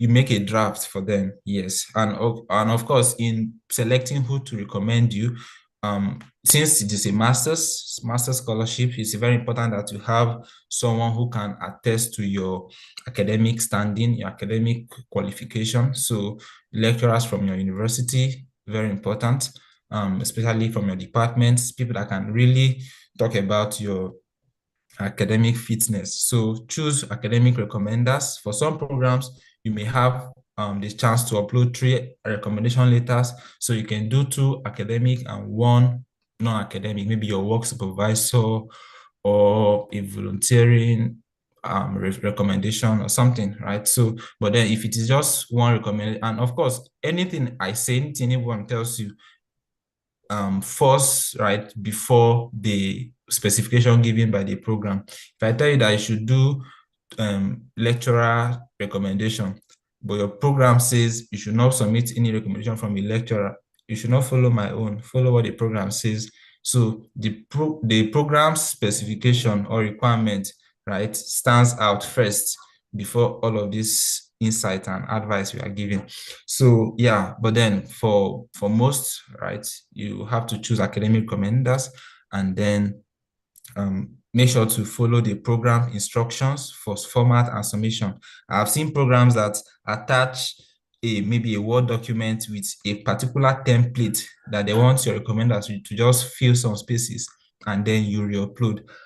There are some programs that want you to get the recommendation from the person and then submit the PDF, right, together with your application. There are some programs that would say, okay, you have to submit the email of the person, and they're going to send an email to the person with a link to upload it themselves, right? So wherever the means of transmission is, just make sure you follow it accordingly. And yeah, and there was a program I applied to last year, and I mean, still under the following the program instruction, the program asks that we should put the H index and the link to the Google Scholar or the academic profile of the person recommending, right? So that tells you that they want to see the quality or the level, right? The level of this person that is recommending you. So if you have a case like that, you can try and look for people that you know that have very high research outputs, and probably because some of these programs look at some extra things. I've seen programs that will ask you to upload the ranking of your university on Times Higher Education, right? There was a program I applied for that asked for that. Thankfully, my university is ranked in 1,200 to 1,500, I think, as at that last year. That's put me now. So at least we're on the ranking. There are some schools that are not even existing on the ranking, right? So of course, that does not mean you cannot get the scholarship, but the points that is obtainable, right, based on the ranking of your university, you're gonna lose that point. So you have other areas to come up. So yeah, so for a program that says that you should upload the research maybe H index. If you don't know what H index is, I think it's a ranking for you can check it out, right? It's for people doing research. So yeah, so follow the instructions and then based on the instruction, know how to play it to maximize the points that you can get. Then provide a draft for them to refine. Yes, very important. Like I said, your lecturer may not have the time to study about the program to show how best you are fit for the program. So the onus is on you to create a draft and then give it to them, suggest to them that, sir, I have made a draft so that I don't stress you too much. I've made a draft for you to review and then use. So don't ask them to just use your draft. Tell them that you wrote it for them to review, so that it's more like a suggestion. They can decide to not use it. They can decide to add more or maybe reduce the volume or whatever. And when you are writing a draft for someone to use, you need to understand that this person is like an authority. It's not like you, that you may have to use many words, right? When you are writing maybe your motivation letter, right? This is an authority, and the person should be a bit concise, right? I mean, how, just if you work with someone who is an authority before, you should know how they speak, how they write, and how they speak. So let the writing just, I mean, if I should read a letter from a HOD now, it shouldn't be looking like something that someone that is in secondary school or 100 level wrote, right? So I should see that authority in the choice of words, in the flow of the recommendation. Of course, it doesn't mean they should write a two-line recommendation for you, or a very generic recommendation. That is why I'm the one making the draft. So don't go and do something that will be like 3-4 pages, right? Because if I'm the one reviewing it, I'll be like, why would an authority like this sit to write a 4-page recommendation for somebody, giving so much details that I wonder if this person is an authority to this person, or maybe is this person's father or very close friend, right? Because as you see, many applications, they'll tell you that your recommender shouldn't be your friend or your sibling or your relative, right? Because they know that a bias will come in that sense. So just try and make it legit, right, as much as possible. Let it just confirm the things that you have said in your CV and your SOP. So keep it concise, 1 to 2 pages, very okay. And then you can make it diverse too when you have the option, right? You can have someone that maybe speaks very well about your academic performance and achievements, maybe your HOD, for instance. You can have someone, maybe your research supervisor, talk about your research and your leadership, right? Because, I mean, doing research, you had to take some initiatives, right? So that's leadership as well. So your research supervisor can handle that aspect. Like, it doesn't mean the research supervisor cannot talk about your academic performance in their own essay, but the focus in their own essay can now be about your ability to conduct research, take initiative, and solve problems, while the HOD maybe talks about your academic performance, your excellence, and all of that. The research supervisor can also add a layer to it, because he must also have taken you some courses which you probably had some very good grades. Then you can have another person that can talk about your volunteering, your impact, because these scholarship bodies, they want to see that you are not a boring person, only book person, right? You should have leadership experience, you should volunteer, you should show that you are someone that wants to give back, and all of that. So these are very important stuff.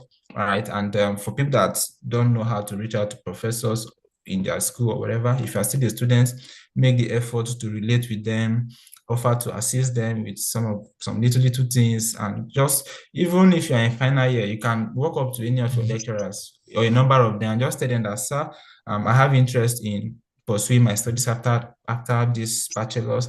What advice do you have for me? They'll be very happy to give you insights, right? You can then tell them that, okay, that I'll be needing recommendation letter, and I believe that given your status, the recommendation from you is going to give a boost to my application. And then engage them from time to time, and then keep the relationship going, so that whenever you need this recommendation, you can easily reach out to them, and then they'll be of immense help to you. So that is it for the letter of recommendation. So in conclusion, I would say that you should apply broadly. Don't self-eliminate. You don't have to think that you're not deserving of it, right? There are a lot of factors that may not really be obvious to you that can easily make you get selected, right?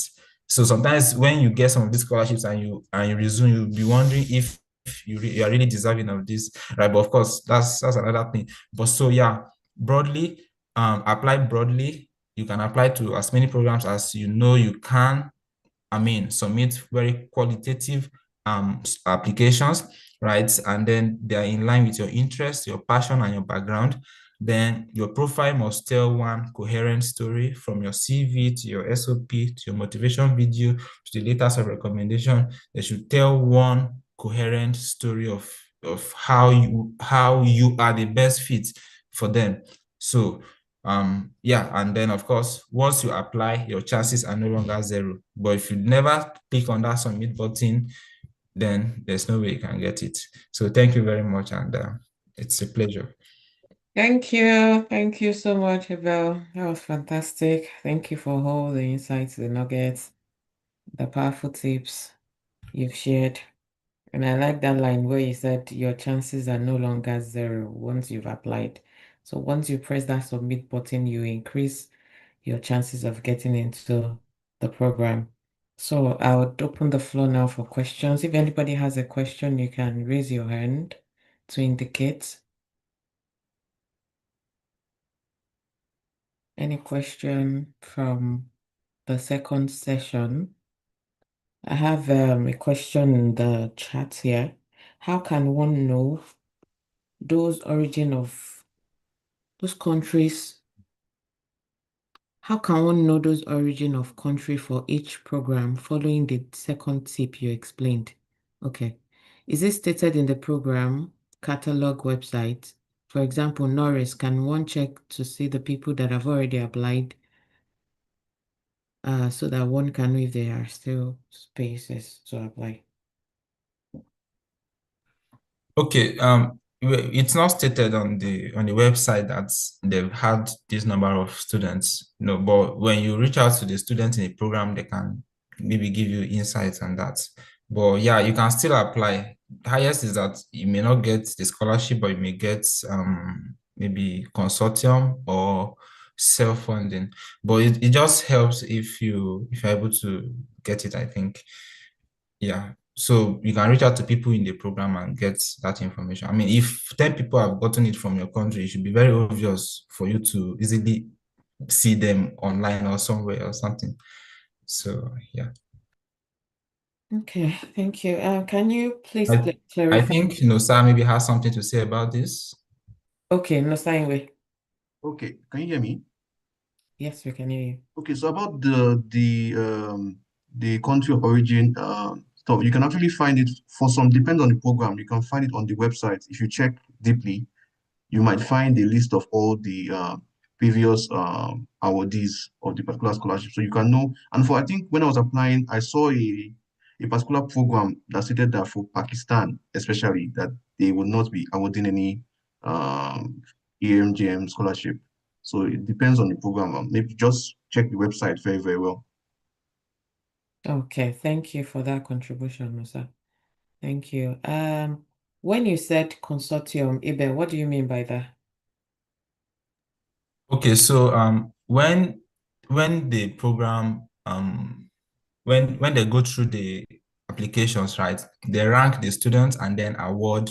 So if they are going to award just 25 scholarships, that will be with full funding. So those 25, they're going to get their tuition covered, their insurance, and then they'll be getting the monthly stipend of 1,400 euros. But then the consortium is like they'll cover your tuition and insurance, I think. But then they're not going to pay you the 1,400. So you have to find your way around your survivor in the country. Maybe, I mean, for some programs, they may try to find a way to fix you to some student jobs. Like my program, I think they're trying to do that for some of our Pakistani brethren. Or they're just going to suggest alternative sources of money for your upkeep for you, right? So yeah, but then they're not going to pay you that 1,400, which is a scholarship, but you don't have to pay tuition. Yeah. Okay, that's clear. Thank you. Any other question from the audience? If you want to raise your hand or drop your question in the chat.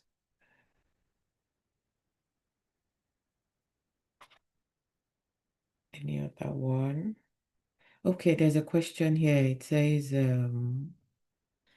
okay, there are two actually. The first one says, For the letter of recommendation, must it be only lecturers from your school? What about superiors from the workplace? Can they give recommendation letter too? Okay, so for most programs, they're going to ask you to supply maybe 2 recommendation letters or 3. And for most of them, they will specify if they want it to be academic references or if they permit that you can add a work related reference. So if they don't, but just make sure that at least one is a lecturer, or is a lecturer, because this is masters. It's not a job you're applying for. Even if it's a job, say they still want to, because the job is based on your school, the school that you went to. So yeah, it's not just one recommendation letter. So you can actually combine both if it is not stated that you don't have to. If it's not stated that you have to provide just academic, you can combine both. Okay. But it's just best to give more preference to academic reference. Okay. Thanks for that, Abel. Another question says, I'm considering applying for EMSSE. What are the necessary things I need to note?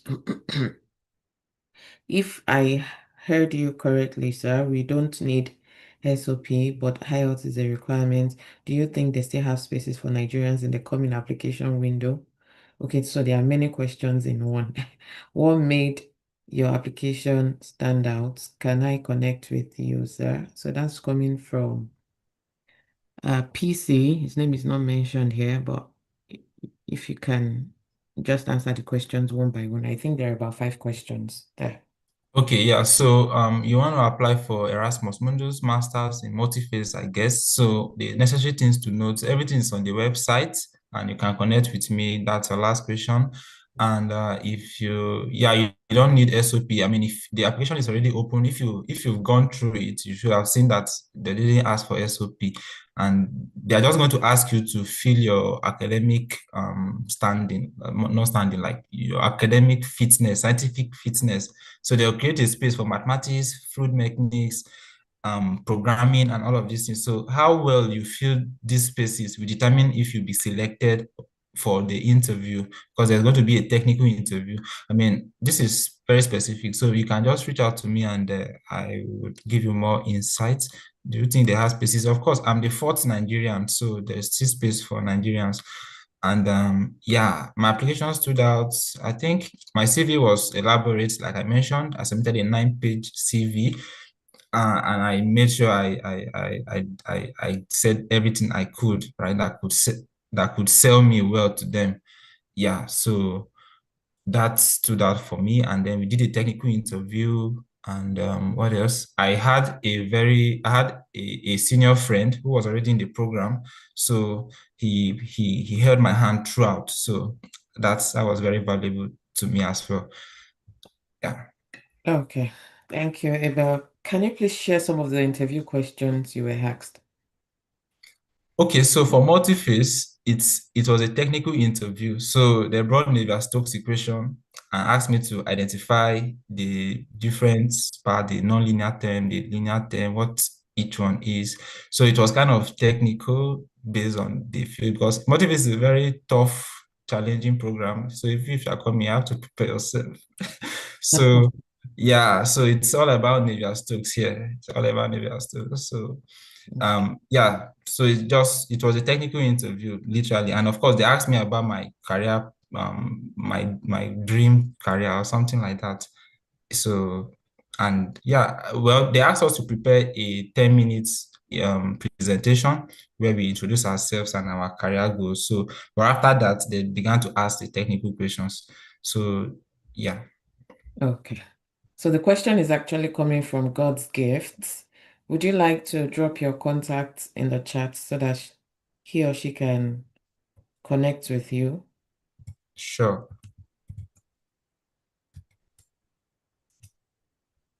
Another question from Matthew Dixon. I saw a new program recently. I was surprised when I saw the GRE is required. Is it a new development or that particular program added it to screen out people? Okay, well, I mean, it's a new program and they want it. So, the purpose of GRE generally is to find a leveler for people, for applicants, because people are coming from different countries, different backgrounds. So, a program decides that they want to use GRE as their maybe common leveler or common denominator, then that's it for them. So, you have to do it if you want to apply to the program. So, I mean, that's rare because this is Europe, but it's a thing, right?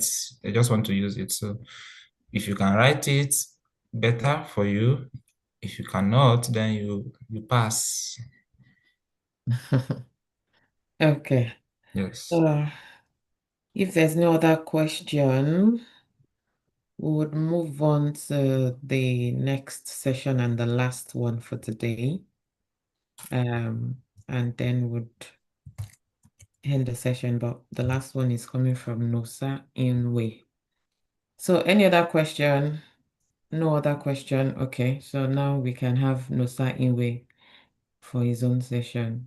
Welcome, Nosa. Okay, good evening, Mrs. Joseph. Thank you very much for inviting me to speak at this webinar. I appreciate all your efforts and all of this. God will bless you for it. All right, so I would like to share my screen as I've prepared a slide.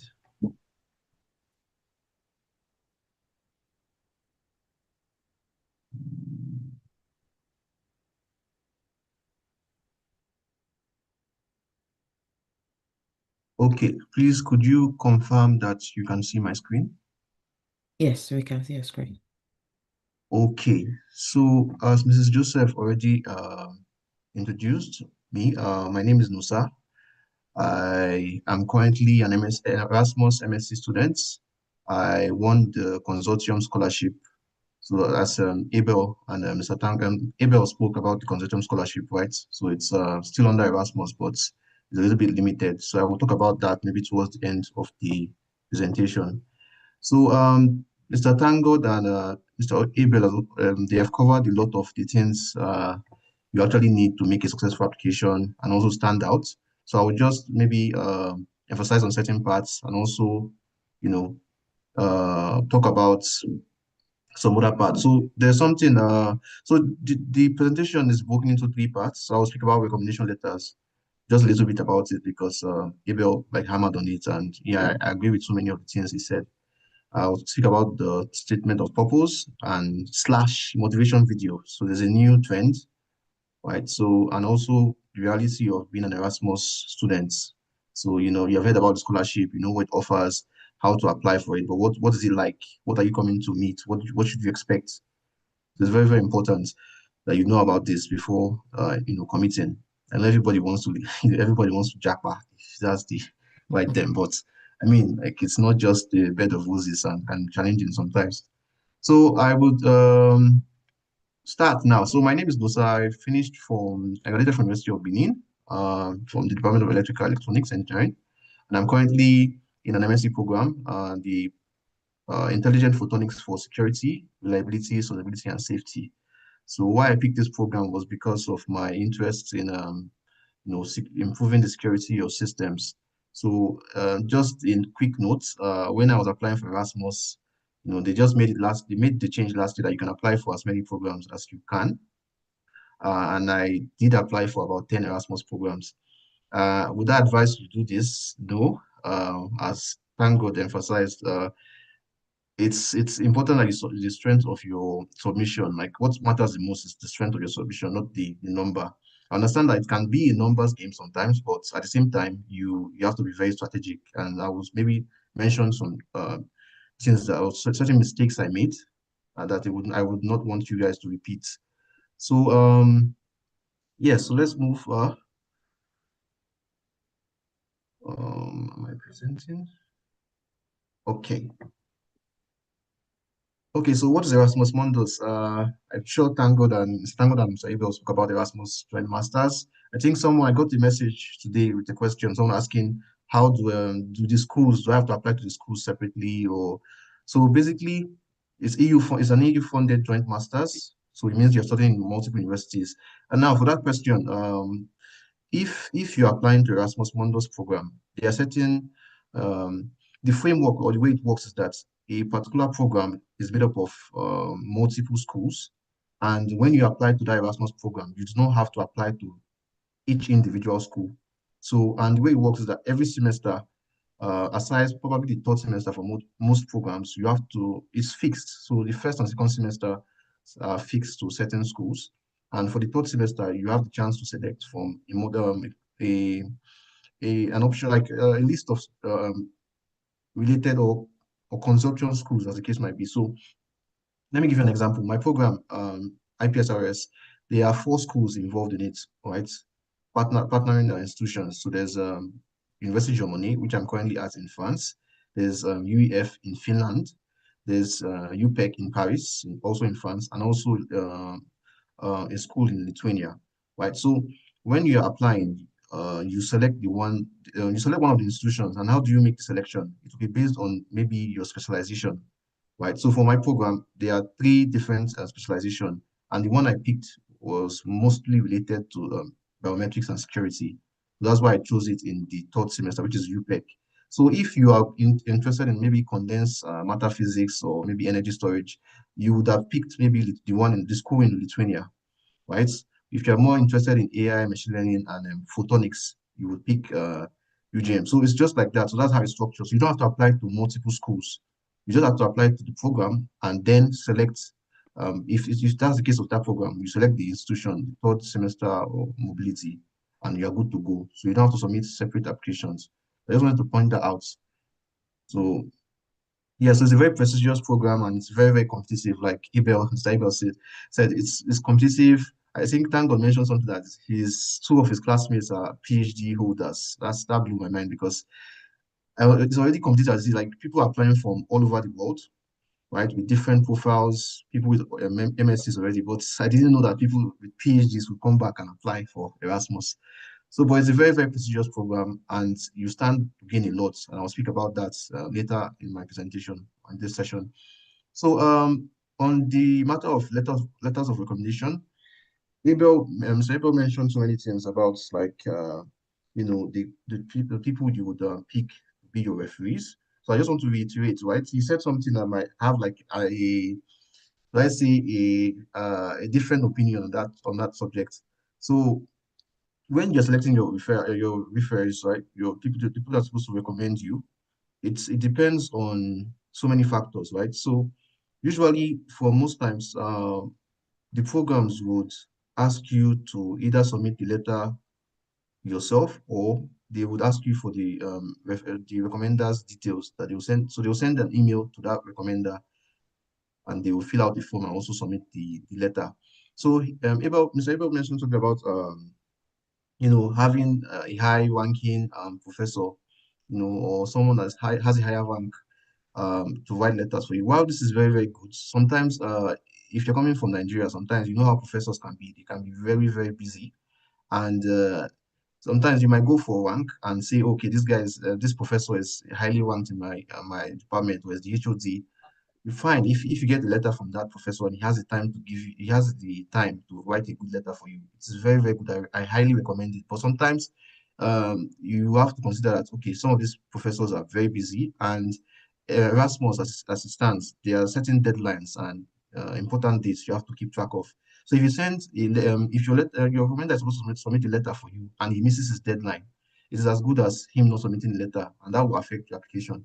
So what I would say is that you can strike a balance. So I agree with the point of having high-ranking professors like write letters for you, but you have to like consider the fact: is this person like going to give me the time? Is he going to reply to the requests at the time it's due? So that's very, very important. Most times when we pick recommenders, I think it is highly recommended that you pick someone like your undergraduate thesis supervisor, because I think almost everyone like does like a project at the end of their undergraduate studies. So why are you doing this? Because most times you end up maybe publishing your undergraduate thesis, or you consider publishing your undergraduate thesis, and Erasmus right? Even if it's not stated or highly like it's stated or plainly on the website that, oh, you have to have research. It's not like a key requirement that you need to have research background. But if you do have research background, it is it's going to support your application. And for some people that are not like active researchers, they don't have like 10 publications or 8 publications or any publication at all. What can you use as a way to like show that you have research experience? It's your undergraduate thesis, because sometimes you work, if depending on the field, you can work in labs. You might collect data from, from different sources and like do some computation on that data to reach a particular conclusion. Most times you have to do a literature review where you look at existing work and then, make some improvement on those papers. So it is very important that you pick that you have your supervisor. Most times, if you have a good relationship with your supervisor, I advise that you use your supervisor as your first recommender, because he is able to speak about your research capability. Although this is out of Erasmus, but if you're applying anywhere in the world, like maybe in the US for PhDs also, this is very, very important. And that's like one of the mistakes that most people make, is that they don't have the recommender speak about their research ability, right? While this is a master's program and it's course-based, most times, if you check the trends, most Erasmus scholars will end up doing PhDs after their masters. While they don't expect you to have like all the research background or research acumen at the time of application, if you can, if you see yourself like doing there's an option of you doing a PhD, or there's a chance that you might do a PhD, it's good for you to have this. Erasmus also sometimes train you to do research, and most times you end up working with your some of your professors in your school to maybe in their labs during your internship. So it's very important that you pick your supervisor, your university supervisor as your first recommender. Your recommender can also be maybe a lab attendant or technician from your school. Doesn't have to be a lecturer, right? So maybe you are applying to you're applying to a program like Noise. I'm just giving an example, like maybe Noise program that is for civil engineers, and you worked in the civil engineering lab a lot of times, and maybe you built a relationship with you're interested in the work that was done in the lab at university. It would make sense for someone like a lab assistant, even if the person is not highly ranked as a professor, they can talk about your ability to work with lab equipment and other stuff like that. So it can support your application, right? So anybody can, not just anybody, you don't have to just randomly pick somebody. So whenever you're picking a recommender, you pick someone that will be able to speak about something specific. And like Mr. Abel said, so you can you make your recommendation letters diverse. One could speak about your ability to do research, maybe from your supervisor. The other recommender could be from a lecturer that you took his course and maybe scored a good grade. You can talk about your ability, like your academic abilities in the class, and that's just like just advice on like picking recommenders. So you should avoid generic letters. Like, so if you take maybe the HOD of your department. This someone in this position can be busy sometimes, right? He might not have the time to write specific or unique letters for every applicant. So imagine like your HOD. Sometimes, most times, they get a lot of attraction. Everybody wants to use the HOD as a recommender. So it doesn't, like, most times the HOD will not have the time to like write specific or good letters. I'm not saying that they are bad, but they might be generic letters. You might just see a letter that says, "Oh, this person finished from this department. He graduated with first class, and he is a good fit for your like the person might not have the time to like do research on um why this person should be selected, talk about key things that might make the candidates like the best fit for the program. So that leads to like the third point here is which is building your referral kits, right? So sometimes lecturers and professors can be very busy, and even when they like you have been able to convince them to like give you their time, they might not know so much about you, right? So what can you do about this? You can actually give them supporting materials, right? You can give them supporting material. What is your supporting material? Like your transcript, right? They can see that, oh, this person had very good grades, right? You can give them your CV to look at. So I remember when I was applying for one program, one of my recommenders asked me for my CV, so that you can have like an idea of things that you can see to sell me better.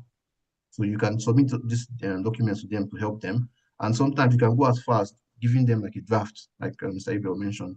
It will be draft, but it will depend on the recommender. Most people, some recommenders or some professors, some lecturers will not like you to like have an influence on what they have to say about you, right? So it's very, very dicey. So it depends on the recommender. But I believe that if you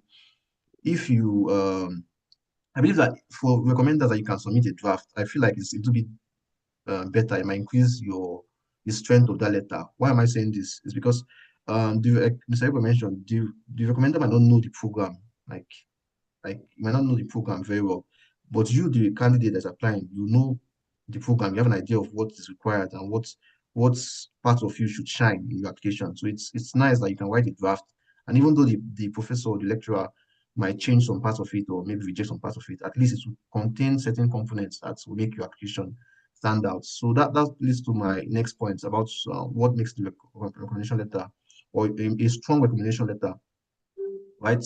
So I mentioned something about making your letter diverse, like the letters of recommendation that you receive diverse. So not just having one theme.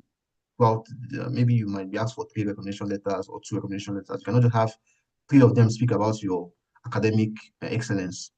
You might receive maybe a recommendation letter from someone that knows about your leadership, maybe your staff advisor. Like for me now, I was Senate president for Society of Electrical Electronics Engineers at the University of Benin. So maybe my staff advisor now, he can talk about my leadership skills, my ability to stay organized and relate with people. Because one thing that Erasmus is about is you are coming to a master's program where most of your classmates will be from different parts of the world. So you have to show that you can actually, you have good interpersonal skills, you can relate with people and all of that. So if you're someone that held like a leadership position, maybe you're a course rep, it shows that, okay, you can actually mix up with people from different backgrounds.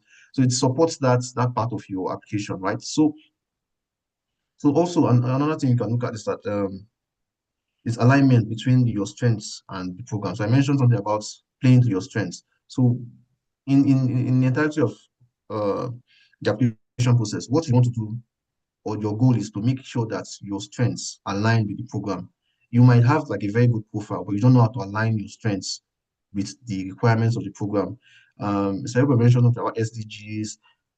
Mr. Tango mentioned something about like going to understand the program itself by going to the website of the program. So because before you apply to these programs, you have to understand what their goal is, right? EU is funding this program. It's not like the other scholarship that will ask you to go back home. There's a chance that you might actually stay behind, and they need your talent. So it's like it's a source for global talents, like from around people, experts and like very high performing students from around the world can actually come to Europe and also like improve what they already have here. So just make sure that you are driving at a particular goal with your application. Your profile should speak about something that aligns with the program. So the same thing your letter should also do if there's a chance for you to for your recommender to mention, oh, this person, your program, you guys are doing research on this, this, this. This person has also done research, under my lab, and he achieved this, which aligns with what you guys are already doing. Something like that would be really nice to stand out. You get. So for recommendation letters, right? So you have to start early. I remember when I was applying, before I left school, for some of us that maybe had graduated maybe a year or two ago, it might be difficult. It might be difficult for you to reach out to professors or your lecturers sometimes, but it depends on how the kind of relationship you build and if you are also like you're very strategic. So I remember when I was applying, before I applied rather, before I left school, after I graduated and all of that, I actually had to go to all my lecturers' office, like every one of them, one by one, and told them, oh, this is what I want to do. I'm planning on applying to scholarships abroad, though, and I would need your support. So I just planted that seed in their mind, even if I didn't need letters at that time. So maybe I'm speaking to people that are currently in school or have not left the school, or maybe they don't stay very far from school, right? I know application season is right now, so it's if you have not reached out to your recommender, it's a little bit you are constrained, right? Except you plan maybe applying next year. But right now, you should actually be reaching out. You should already have your list of recommenders by this time. But if you don't have, there's no harm. You can always reach out. The only worst case or the worst scenario is that they will tell you no. So, and that's not the end of the world. You can always look for other recommenders. Like I said, it doesn't have to be your professor. It doesn't have to be a high-ranking person. As long as the person, has the official mail, because most times you'll see, okay, you have to submit an email, an official email, like maybe a link to the institution, or maybe your job. So if you're submitting like a work recommendation letter, maybe an official email. So as long as that person has that requirement, and the person can write about you, and the person knows you, and the person can give you time also. So it's no problem at all. So just be very strategic about it. So I just attached the screenshots. I'm sorry, below. I think this is from Densys. I think I got this from Densys website. So what's amount of so basically how like the grading is. So one thing I like about Erasmus, because I also applied to other places, I applied to the US, I also applied to other countries in Europe. One thing I like about Erasmus is that it is very, very clear about, they are very clear about what they want. Like if you go to the requirements website, they are super clear. They even sometimes add FAQ section. So if you don't find your answer in the requirements page, you can actually check maybe for FAQ section where they will find, like you will find common questions that applicants usually have. So they answer those questions. And they are very, very specific. They are very, I just like the way the whole application is organized. Okay, for example, now they state how much points go to each part of your application, or how they award marks based on like each applicant. So you can see here recommendation letter / presentation video self presentation has 20 marks. So let's say you already secured some points here. You see that this 20 points is actually a lot, and it can mean the difference between being among the people that will be selected and those that will not be selected. So it's very, very important that you go through the website and find all this information, and you can play and make it play to your strengths.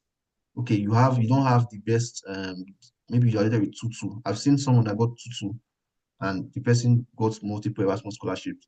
What did the person do?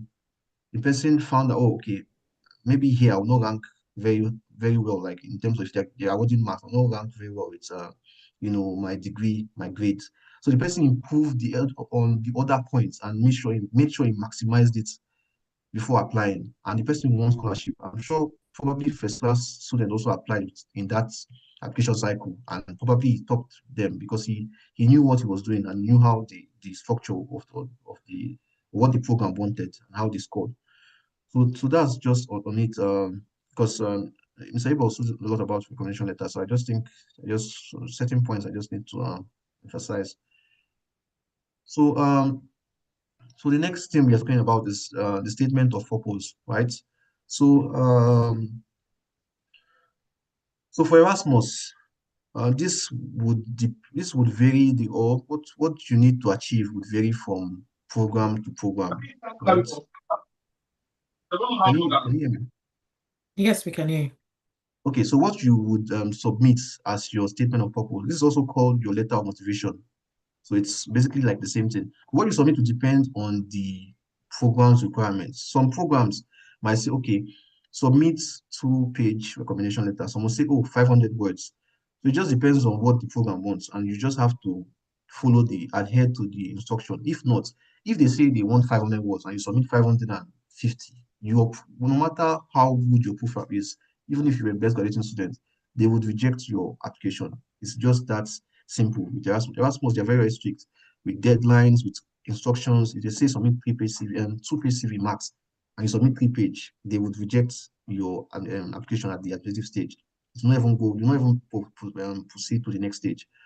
So what is your statement of purpose? So basically, this is like a document, like a poster, like an advertisement of yourself to the program that, okay, this is why I'm applying to. So you're going to tell the program why you're applying to that program. First of all, you tell the program about yourself, your competencies, your motivation, why you're applying to that program, and why you're the best fit, right? So other people are also applying to this program, thousands of people.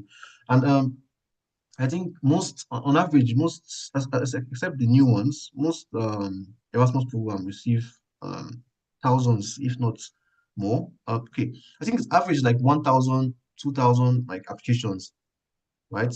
But for my own program, I think when I was going through like the results, I think they received about 400 plus because it was not a popular program at the time. But right now they're making a lot of effort to make it like known to other people. So the number of applicants would increase. And I'm very certain that it will increase. Why? Because there are other factors that came to play last application cycle. So it was a very, very funny application cycle. right?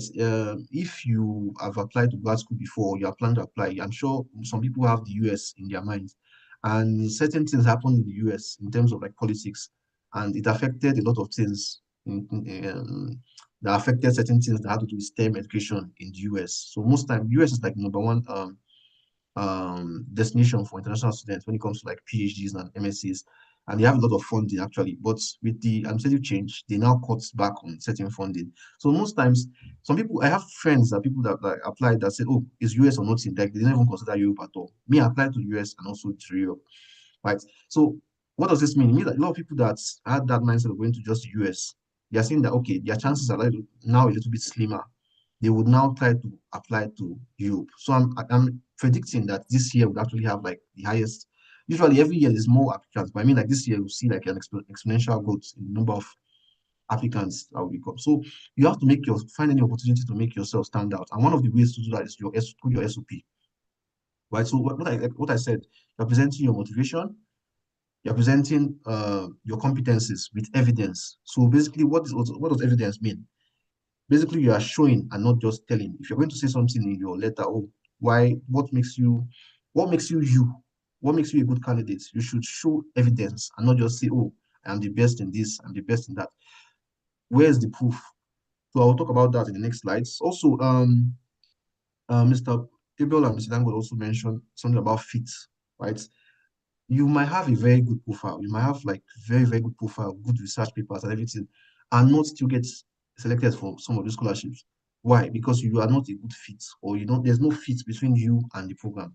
That's why I mentioned in the previously that you should align yourself with the program. I'm sure, I think Mr. Abel mentioned that a lot, like he emphasized on it. Like alignment is like the most important thing. It's not even about competency. Like you might competence is important, but I mean like alignment is like the most important thing. I know what I'm saying is because you might have like a very good profile and all the things that you check a lot of boxes, but you don't have alignments with the program.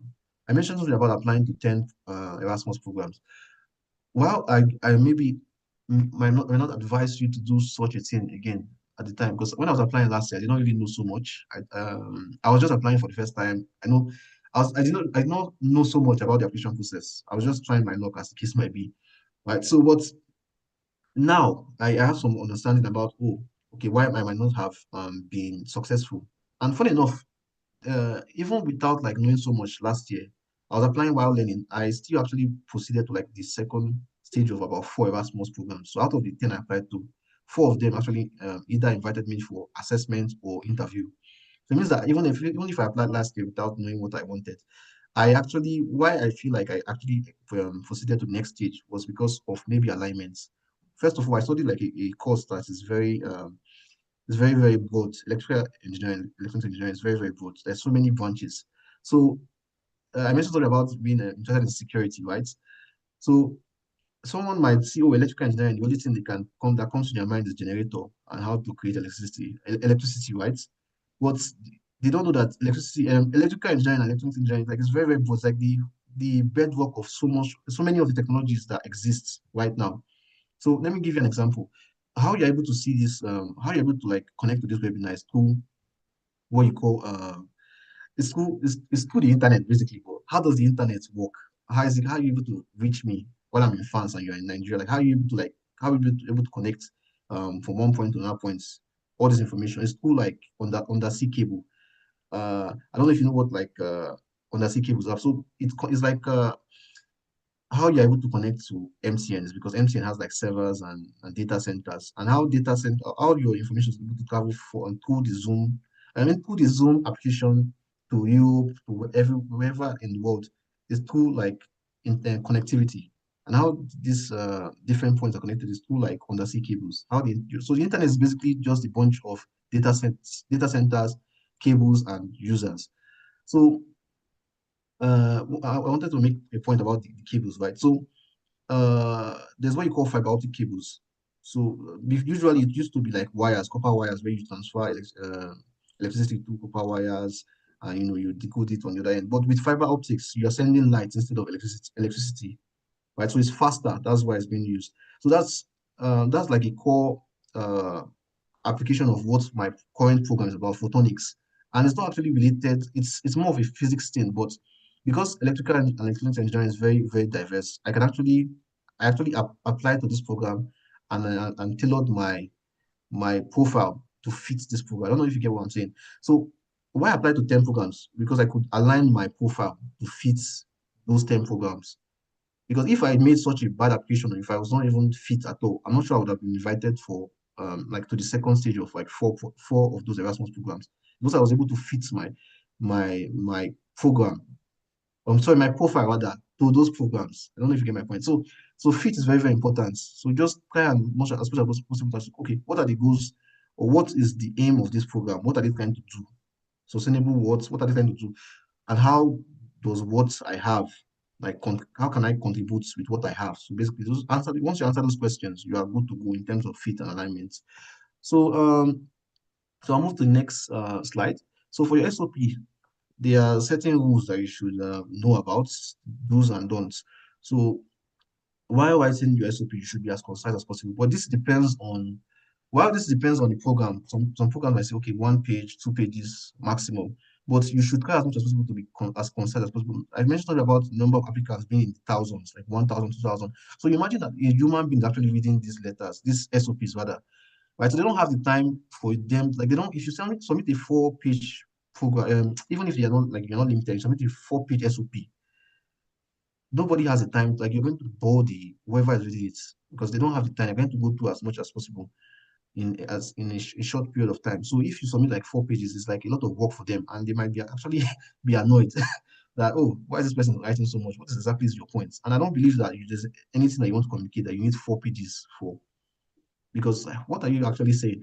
So you're just to introduce yourself, talk about your competencies, talk about your alignment with program and why they should you should be selected. And also sometimes you can talk about, not sometimes, I think most times you should talk about what you plan to do, like with the knowledge you gain from this program. Because what is your goal exactly? I think that was on the previous slide. Yeah, what is your goal? The fourth point, your goal. What exactly are you? Why are you coming here? Why should we select you?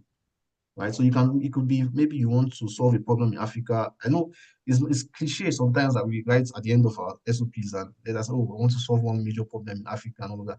But sometimes it might not be true, but maybe you have a different goal. Maybe your goal is to just be a professor or have your name. I think when I was writing one time, I think I said something related to having or achieving something during my lifetime that would have me be remembered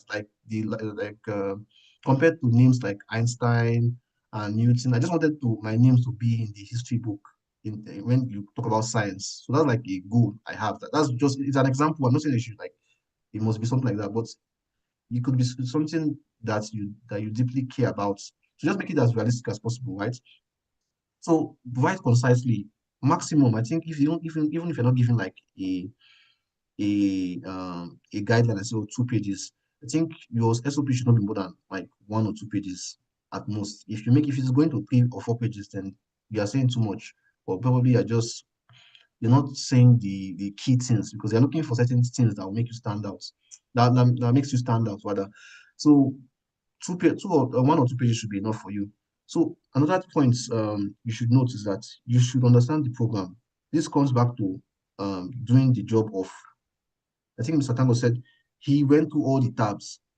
And I think that's something I did also. Like if you go to the website now, you will see requirement, you see FAQ section, you see something about, like, if you for my own program, you see something about like what we do what are the programs that have been arranged for students, for the MSc students. You see the curriculum. So one thing you can mention in your SOP is that, okay, so your program, why I'm applying to this program is because you guys have a specialty in AI. Certain courses that you guys have in your program would help me with the knowledge I need to achieve XXX goal, whatever goal. So you will not know about this if you did not go to the program's website. So that's why you have to spend so much time there and ensure that you understand what the goal is, you understand what the requirements are, you understand what you need, like what you need to succeed in that program. Because basically you're trying to convince them that you're the best student, even if the other people applying, even if some of them have like maybe better profiles than you. Why should they pick you exactly? And if you have a good understanding of the program, you can sell yourself as much as possible to suit that or check that box. So certain things or don'ts in writing your SOP. What should you not do? Do not just copy and paste your CV back inside your SOP, right? Don't just progress the same way you have your education, your work experience, maybe your volunteering experience, then you just go in that same format, that same order. Just mention everything that's also mentioned in your CV. It makes no sense. You're just wasting space. The other things you can talk about that is not in your CV. Your CV is already like representation of you, I understand. But what is not in your CV that makes you special? That's what you should be doing in your SOP. You should be convincing. Your CV is just a representation of yourself. Your SOP is like you trying to convince the admission committee, right? So don't use PT. So I think I spoke about that in the next slide. So I would just don't Erasmus is not in fact I think it's going out of trend. Like usually when we're like preparing for grad school application, you see so many SOPs. People talk about their childhood. When I was sick, I grew up in a village without electricity or something like that. But that is actually going out of fashion because, especially for Erasmus, if you're applying for Erasmus, that's even worse for you because they don't care about all of that. They don't want a pity story or you should tell them about your childhood or whatever. They want to see your competence. They don't care about what happened 20 years ago in your village. They don't really care. So that leads us to the next slide. So like I said, avoid these mistakes. Your common pitfalls people do. Right now, I don't think anybody should be writing about I grew up in this place or I grew up in the worst place in the world, but they don't care about all of that right now. Europe doesn't really care about, what they want to know what you are bringing, what are you bringing to this table? What are you bringing to this table? Why should we bring you to Europe? Why should we fund you? That's what they care about. They don't care about what happens in your past. So you should lose the cliche of, writing letters about your childhood, right? You could start with something like a problem statement. Another popular way that's like very common right now is, there are two ways actually. You can start maybe with the problem statement and say, blah, blah, blah, blah, blah.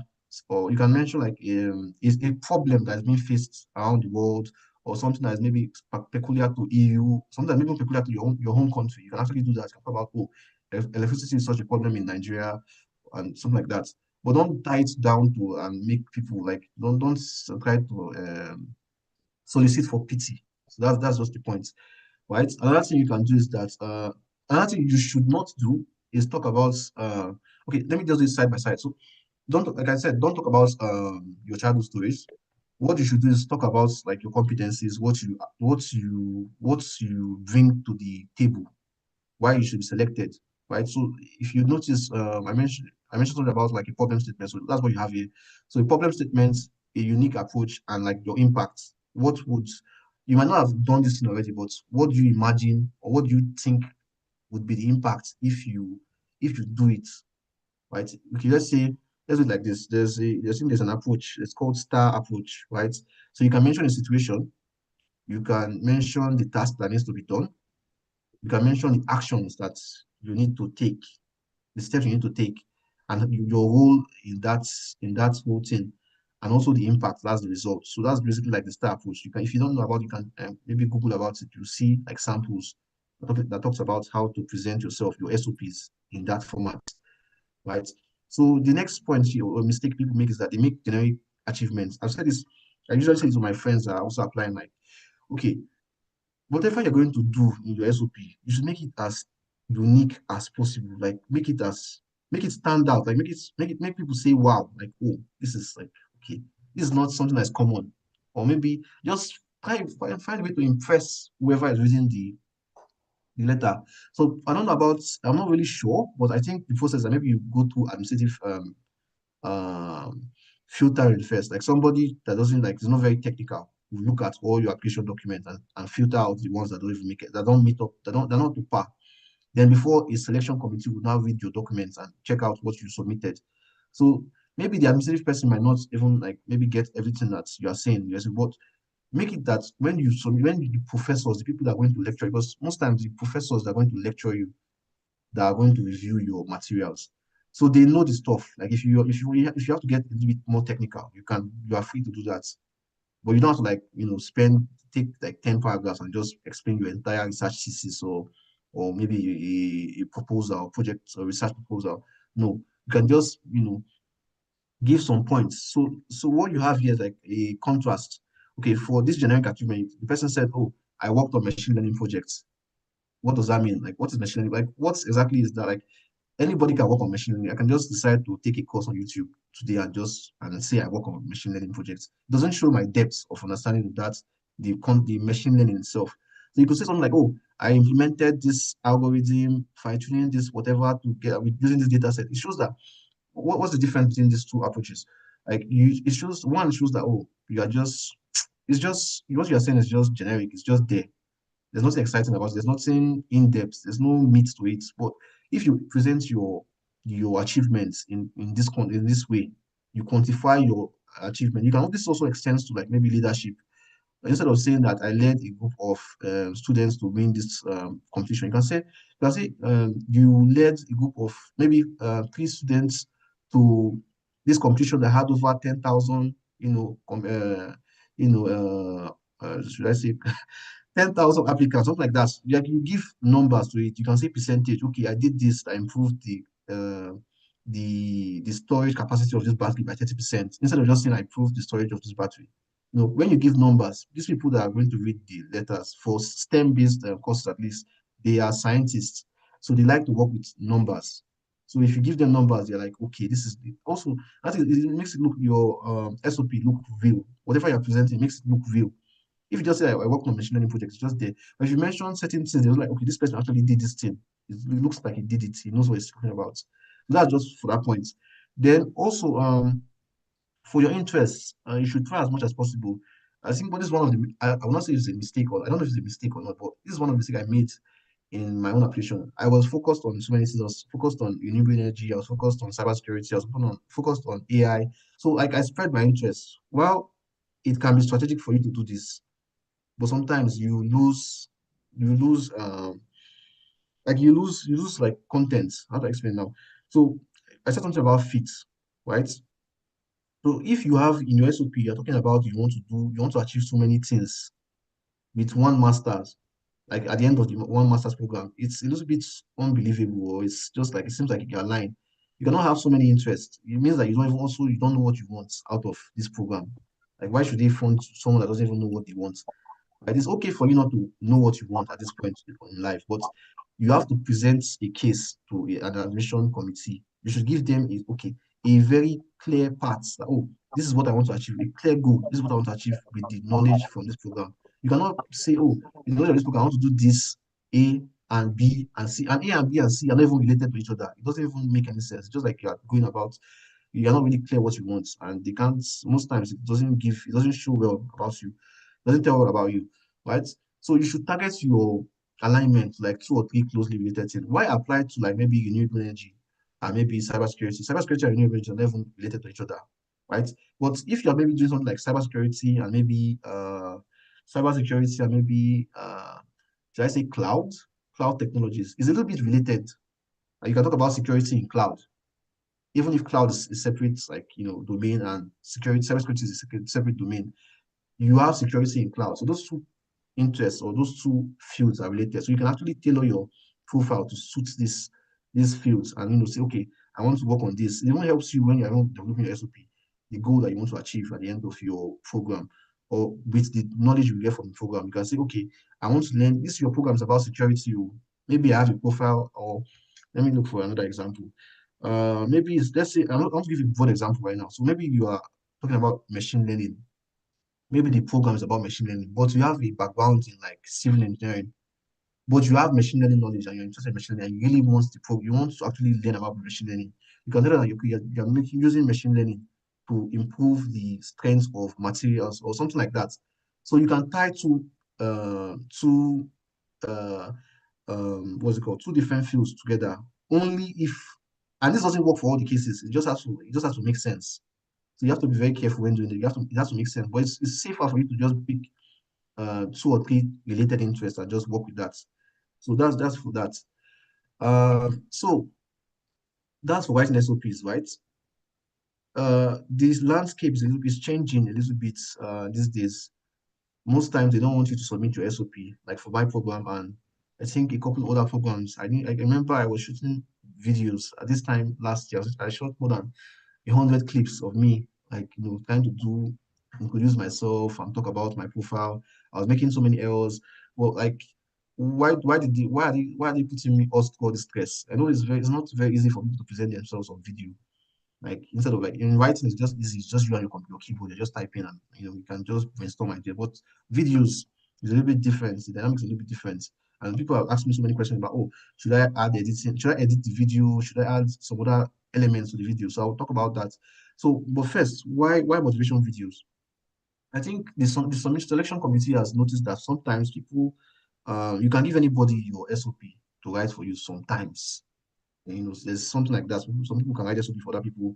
Some people can use AI to write SOP, and so many things like that.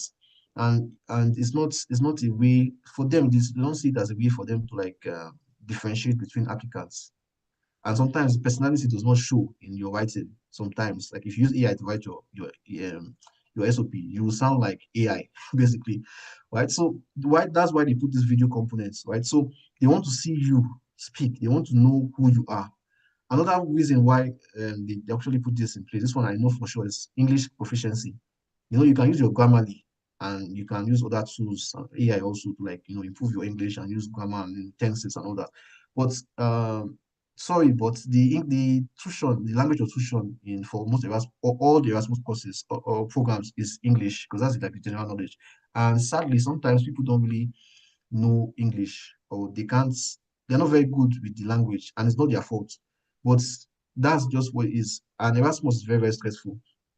Like Mr. Abel said, they are ThankGod. They are drilling us. So imagine that you can't even follow the lecture. Like, we that speak English, we are struggling to follow what the lecturer or the professor is saying. Sometimes I think we had, like, a workshop, and it was like a 4 or 6 hour session. And I can tell you that, for categorically speaking, like, maybe the only thing I understood in those 4 or 6 hours was, like, maybe 20 minutes or 30 minutes worth of information, because they were saying so many things that I did not really understand. Like, it's not a matter of English, it was a matter of I did not really know these things. Now imagine that you cannot even follow the English, because you come here and you notice that the lecturers have a different accent from what is different from what you are from what you are used to. And sometimes it might be hard for you to follow. So imagine that you're struggling with all of this. So they want to know that you actually know how to speak English and you can communicate in English, because also you'll be communicating with your classmates. You'll be asking questions in class. Many times you ask a question and the lecturer is like, "What did you say?" I come again, like, "I don't get what you're saying." Like, many times this happened to me, this happened to my classmates. So they want to verify that you know how to speak English. That's why they're asking for this video also. So every program has its own requirements, but most times the length of the video is between 2 to 5 minutes. And what do they want you to do? They want you to present yourself. They want you to talk about your motivation, talk about your competencies, why they should select you. So it's like an SOP, basically, in video form. Sometimes you might submit SOP. I think for dances, I'm not really sure anymore. I think you have to submit your SOP and a motivation video. But I know I shot a video for dances and also my current program. My current program, I did not submit a motivation letter. I only submitted a video. That there was no option for a motivation letter. Right. So, but for some program, you can maybe submit your SOP and a letter and a video. And if that's the case, you should not make the mistake of repeating what you said in your SOP in your video. That would be like waste of like that's not what they want you to do. They'll state it in the website even. Don't repeat your SOP in the video. The video is supposed to present another side of you. They will give you the prompts. Like for my own program, they gave us the prompts. I think it's the next slide. They gave us the prompts to talk about in that video. So they will guide you on what to talk about. It's not like, oh, just go and freestyle or rap for them. No, they will tell you what to talk about, what they need from you. Right. So 2 to 5 minutes video. It can be stressful sometimes to record videos. You have to ensure that the audio is clear. You have like good lighting. You don't have distraction, maybe noise in the background. If you stay in Lagos or busy parts of Lagos, can be a problem. You have to go somewhere far to go and shoot video because there's always noise. So yeah, so this is just a suggested flow of of how the video should be. You introduce yourself, you talk about your competencies, what your skill set is, what your academic background is, or it's like. Explain why the program fits your goal. Why did you even select the program in the first place? And also, like, you can talk about what you plan to do at the end of the program. So it's just your SOP. Imagine your SOP. This is actually a flow for SOP also, but in video format. So I added screenshots from 2 different programs. The first one is Densis, and the second one is my current program. right? So there's a guideline for each. If they need you to do a video, there's a guideline, right? Also, another tip, like, or comments, don't even if they say you can be creative in the video, don't go crazy and then add background sounds and maybe you add Afrobeats background sound or something. That's not what you're asking. That's just going to be distracting, right? It should be simple as if possible. Sometimes I think I saw somebody that presented a slide in their video. I don't know if it's good or bad, but I don't really know. I'm not the selection committee. But I know I just keep it as simple as possible and also follow the guideline. If they say you should use slides. If they say you can't use slides, don't use slides. So for if I'll read out the one for dance, it says a short video, 3 to 5 minutes, introduce yourself, explain your goals for motivation for applying for dances, say the reason basically. You said, okay, do not hesitate to be creative. But first of all, make sure that we can hear you properly. That's what I said about background music. It can be distracting if you put background music. So make sure that they can hear you. If your phone is not good, maybe it doesn't pick up sound, your what you are saying easily, you can use a friend's phone to record that video. Right. So they will not ask you to share that video on a platform of your choice. I think I use YouTube. I think one of them I used Drive, then I use YouTube. I think I was advised I use YouTube. Why am I saying this? If you use Drive, anything can happen to your Drive. Like you can maybe lose your accounts or maybe delete the file by mistake. So it might be problematic for them to find it. There's a lot of complexity. And I think I had an issue with one of them. I had to use Drive. They gave me a platform to use, but it was not working. So I had to beg them like 9 minutes, like a few hours to like the deadline to use Drive, and they accepted. So YouTube is just very simple. If you already have, if you have a Gmail account, you basically have like a YouTube channel, kind of. So you just need to maybe Google or look for a tutorial on how to upload videos on YouTube. So, and also they will give you requirement that, okay, the time. So that time is very important. If you say 5 minutes, you do 5 minutes, 10 seconds, you are disqualified. You'll never get to the second stage. They will disqualify you no matter how good that video is. You have to stick to that timeline. Sometimes they'll tell you about size. It can be, okay, 20 MB maximum. So you have to find a way to compress that video to fit within that constraint.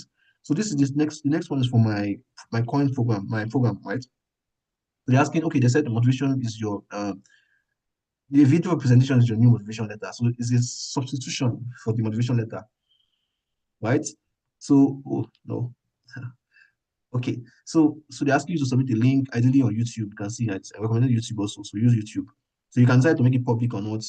It will not be public. That means they're not going to like broadcast your video without your consent or something, or share it. It's just between the steering committee, which is probably the professors are going to review your.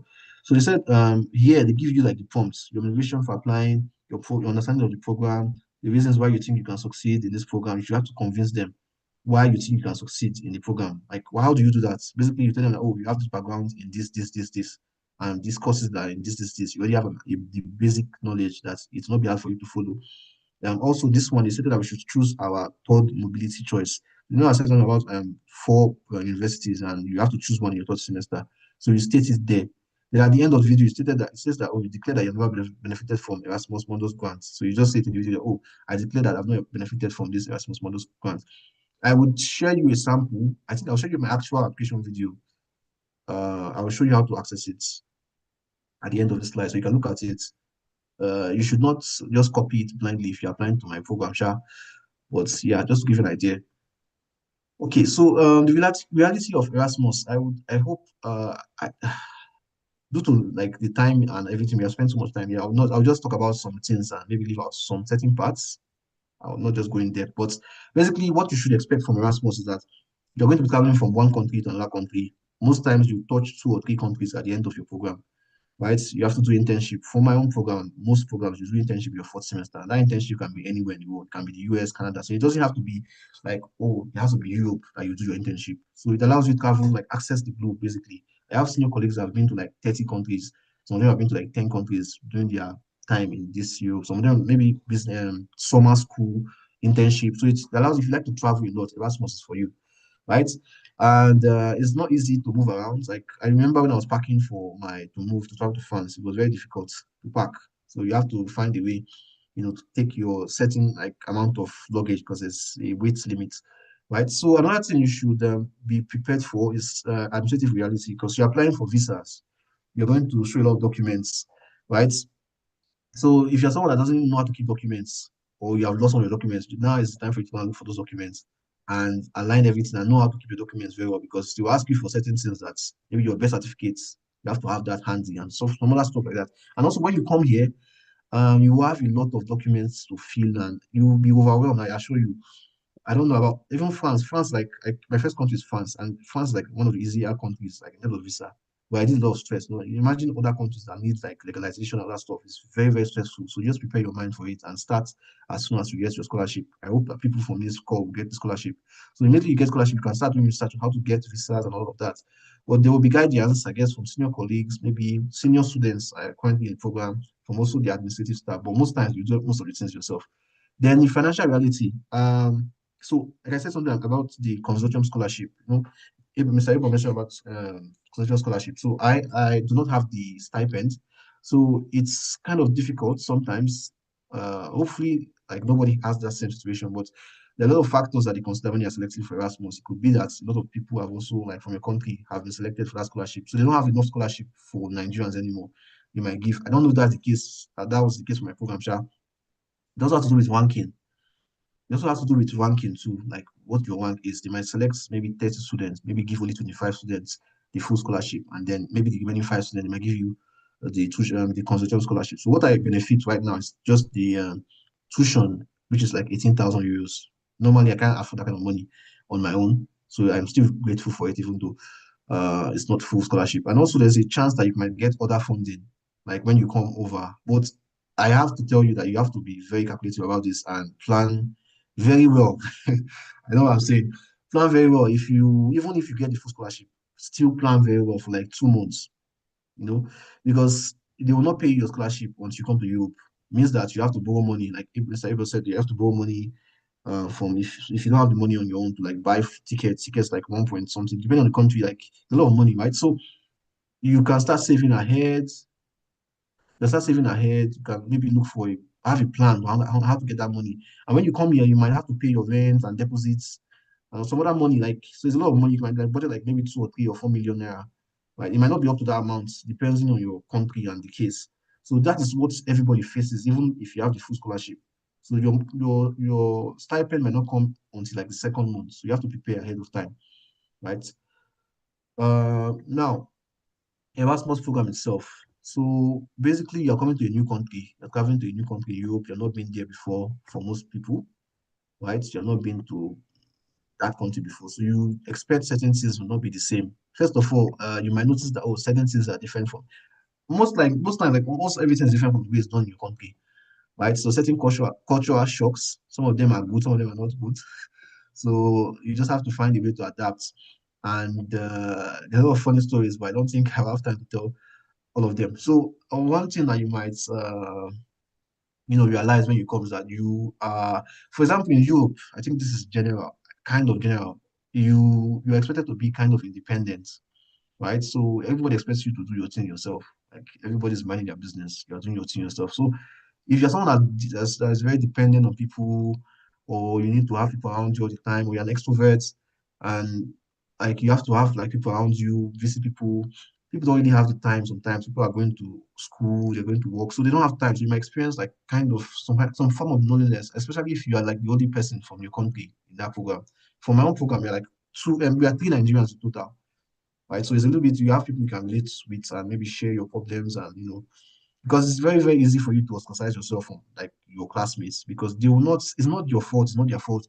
They cannot relate to what you are saying or certain things you are seeing, certain experiences you have, right? So you might feel like alone sometimes. So you just prepare your mind, like that's what you're coming to face in Europe, especially in countries like certain countries like maybe Finland, maybe Germany.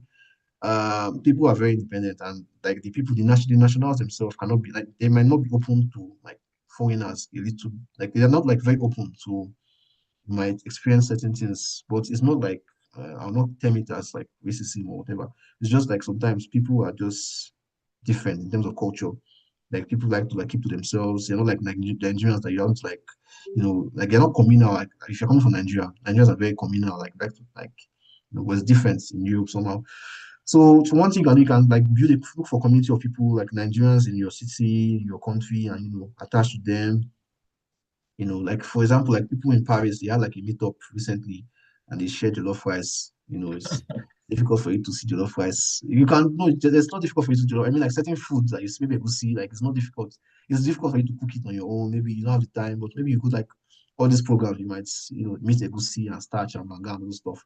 So it's helpful, and also you can get tips from other Nigerians. Very very helpful. Like I cannot imagine that you are coming from a country and you come to a different country and you don't have anybody that's from that country. From your home country is a problem for you. I'll never lie. But if you have other people that are from your nationality or your country rather, they can give you tips. They have been there before you, maybe senior colleagues, maybe. So they help you. It will help you a lot, even through your visa process, even while you are schooling. It will help you a lot. You can share your problems with them. So you just have to be able to adapt. That's the next point. Like you have to adapt. Like certain things are not used. For example, when I first came here, in France, where I'm currently at, it's very cold. One kind, like it's not winter. We just entered winter. I mean, but at the time I came, it was like not winter, but it was very cold. And during the nights, I would not be able to like study because of how cold it is. Like I don't know if you can imagine, like for the cold to be able to like affect your mind, your head. So it was very difficult. But at least now I'm getting used to the weather. I know how to like cover up more and it's going to get colder. This is not even like it's going to get colder. So I just have to adapt, and also like the things that certain things that happen, if you stayed in Lagos, because I grew up in Lagos, you know how you watch bus and different things. It's not like that. Things are more organized here, and you have to keep to time. Exactly. I think that's what's the most important thing you have to note. Time. Time is very, very important to people here in France, in Germany. I know you have to keep to time. So if you're not someone that's a slacker, you don't have to like you have to be. I think they call it tardiness. You have to come late to places. It will not help you here because the professor might just lock the door like 5 days after like the time you're supposed to come to class, and that's the end. You are going to miss that class. Imagine you are going to class, you're not even understanding anything. Imagine that you now miss the class. So that's more problem for you. So takeaways from this my session is that certain points that you should just remember during your Erasmus application journey, and even when you get the scholarship, whatever you are doing, you have to start early. If now is like already kind of late, but I mean there's still time. Like some of the programs run until the application window is open up until February, January for some programs, and maybe late like early March for very few programs. So you can still apply to the scholarships, right? And one thing that will help you if you apply early, like me, I applied a little bit late because I already applied to the US before, but I decided to apply like to you like 9 minutes. But it's helped me a lot because there are certain things I could have benefited by applying early. Like for example, like certain scholarships that were open at the time I was applying, but I did not know about it and I applied late after the deadline. So start early, try and know your program very well. Like check your program very well. Even if your the chances of like maybe a lot of Nigerians are getting scholarship already. If you're coming to France, for example, there's other scholarships you can get in as alternative to Erasmus scholarship that will still pay you like very similar amounts, like maybe €100 difference or €200 difference. But you will not know this if you don't start early and like go to the program's website.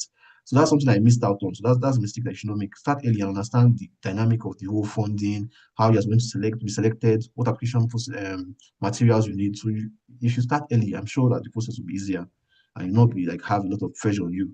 Because I know I was sending some videos like a day before the deadline. That's not something you should be doing. It will make your the quality of your stuff, your whatever you are submitting, like poor and all of that. So another thing you can do is you should do is build relationship. Mr. Abel mentioned about reaching out to scholars. Like that's the best thing I can do that you can do right now because I also made the mistake of not reaching out to so many scholars at the time of application. It was towards the ending I was not reaching out to people, and it was already 9 minutes. But they helped me as much as they could. And most times when you meet out to these Erasmus scholars, they are most times like very friendly to you, and they can help you if they have the time. It's just for you to respect their time. You know, they are also reading like the coursework is very very. I can tell you that it is very very very hectic. I don't know. I finished from University of Benin, it's a federal school. Like the stress I went through University of Benin it's not even as comparable to what I'm facing here in France at the moment. But that one is story for another day. But they have busy schedules, so you just have to respect their time. And if they give you time, appreciate it also. Also, draft with evidence. Like I said, don't tell, show. If you're going to be writing your SOP, look for things that you have achieved and like things that you have achieved to like prove your points. Look for facts, look for numbers if you're in STEM field. Scientists like numbers. Show with numbers, verify things with support your argument with numbers, support your argument with evidence, support your argument with research. Uh, you just make your stuff very detailed and have evidence. If you said, okay, you were a leader, maybe you were a, whatever, maybe you were president of an organization in university, you can say, instead of you saying that you're just president, you can say other things like, oh, during my time of president, I was able to help 100 students do this, and we achieved 30%. So support those your achievements with number.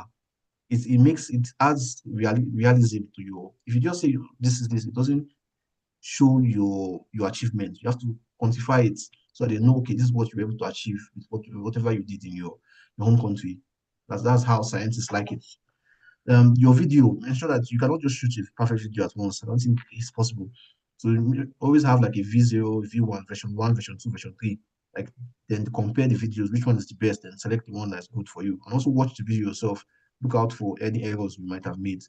Then the next thing is to plan for mobility. Someone asking if you need your international passport. For your notice, if you're going to apply for Erasmus, most programs ask you to supply your international passport at the time of application. So they need to know that if they give you a scholarship, you don't come and giving them excuse that, or it's not even be good that you don't even have your passports and you have a scholarship and you're supposed to resume at a certain time. You're not planning or looking for way to get a passport. You don't know what might happen in the future. So have your passport ready, right? Plan ahead for all these things. Plan for the documents, plan like the monetary aspect, the financial aspect. Even if you have the full scholarship, you need to have some money of your own to buy tickets, to pay for your maybe accommodation if there's deposit required. So you have to plan. Everything is planning. So on closing thoughts, like I said, I did not know what I was doing when I was applying, although I know a lot much more now. But it doesn't stop you. If you don't know everything, it doesn't stop you from applying. Like Mr. Abel said, is that if you don't shoot your application, your chances of getting it is zero. So I tried what I knew, and with the support I could get from some of my from some people I also reached out to, right? So you don't have to know everything. You don't have to know all the requirements. You don't have to even meet all the requirements, honestly speaking. You can just have certain things that will just make you stand out from other applicants, right? It's the selection process is very, very crazy. Like it's straightforward, but it's not straightforward. You might certain things that you feel like is not important might actually be the defining factor. Like something like IELTS now. I wrote IELTS, right? I wrote IELTS, I wrote Duolingo English test also, right? Why did I even do that in the first place? There was a program I was supposed to apply to, Cybermax. They said like they were not going to give me a waiver or Nigeria a waiver. But imagine they gave South Africa and we both speak English. So it was a problem. I was very annoyed about it, but I had to like write IELTS. And I'm sure that certain times, let's say you have a profile that's very the same with someone else's profile, and they see that somebody else submitted more documents and maybe submitted IELTS, you might select that person instead of you. I'm not saying that's the case, so I'm just saying that it's a way to make yourself stand out. So you can do everything, you have to do everything possible to make yourself stand out. Right? You don't know uh, someone is drawing on the screen. Okay, so yeah, the opportunity is real, and you don't know what if you don't try, you can't make it. You have to shoot your application. If you don't try, your chances are zero. So on that note, you have come to the end of the session. I have a small bonus, a big gift. So basically, I'm documenting my Erasmus journey on my YouTube page. So if you want to see what Erasmus is like day-to-day life, and also I also share some tips, and also have my motivation video up on YouTube. Also, you can look at it as a sample. So you can just, you know, um, check out my channel. If you have any question, you can drop it in the comment section. And yeah, as you do so, God bless. And I wish you guys success in your applications. All the best. Thank you guys for tuning in. Thank you. Thank you so much, Nosa. That was fantastic. Thank you for your session. Very detailed. And I would be reading the questions now. If there's anyone who wants to unmute, you can do that, or you can raise your hand and I'll give you the space to speak. If not, I would just read out these questions in the chat. Someone is asking, in a situation where a prof asks one to draft a recommendation letter, do you have a template? Is there any template, or would you rather say the person should write according to who they think they are and how best they can pitch themselves? But Daniel is asking, is there a template they can use? Okay. So I think usually professors or lecturers have like they have written, this is not the first time most of them are writing recommendation letters. So they actually know what to write most of the times. But for a case where someone is writing for the first time, which is rare, there are samples online that you can actually use. But I mean, like, do not ever like take a sample online and then copy it, or if ask AI to generate a sample and then just do it word for word, because AI is going to generate the same sample for somebody else. And the sample that you found online, somebody else maybe was also lazy and also used the same sample. I also applied to the same scholarship. So it's like it's not good for you. So try to make whatever you find online, there are samples online, yes. And there's no perfect templates. You just have to make everything align with the program. Make everything align with the program. Let it be unique to you as much as possible and to the program as much as possible. So I think that's what I have to say about that. So there's no good templates. You just have to make everything unique to whatever goal you want to achieve at the end, and also to your own profile. And it should sell you as much as possible too. Okay. Thanks for answering that question. There's another question concerning research fit. What if my previous research is not directly related to the program? What do you advise? Okay, that's a good question. I actually had the same situation. I actually had the exact same situation because I have like at the time I was applying, I had like 2 papers published and like 2 in review, and they were not related to photonics in any way. They were more of like Internet of Things, embedded systems. So why am I saying this? Your current research profile does not have to fit what you're going to do. If it fits it, then more points to you. But I mean, it doesn't have to fit. What they're trying to look at is that you have the knowledge. So basically, there's what you call transferable skills.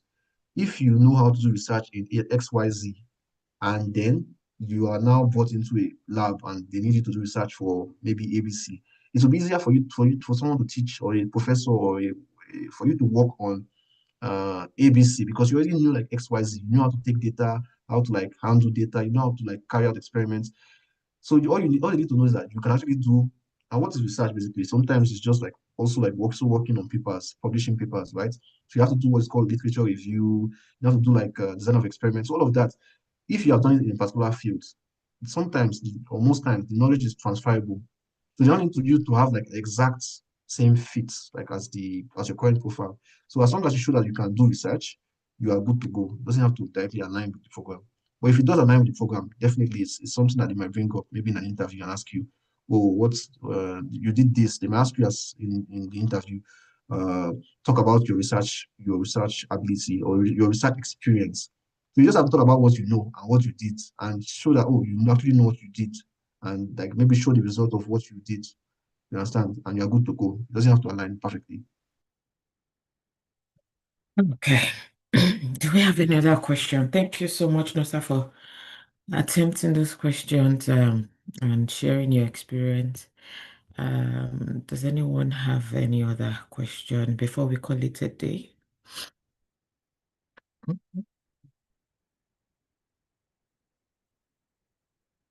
No other question. Okay, so I'd like to say thank you to everyone who has participated today. It's been a long day since 5 p.m. to 8.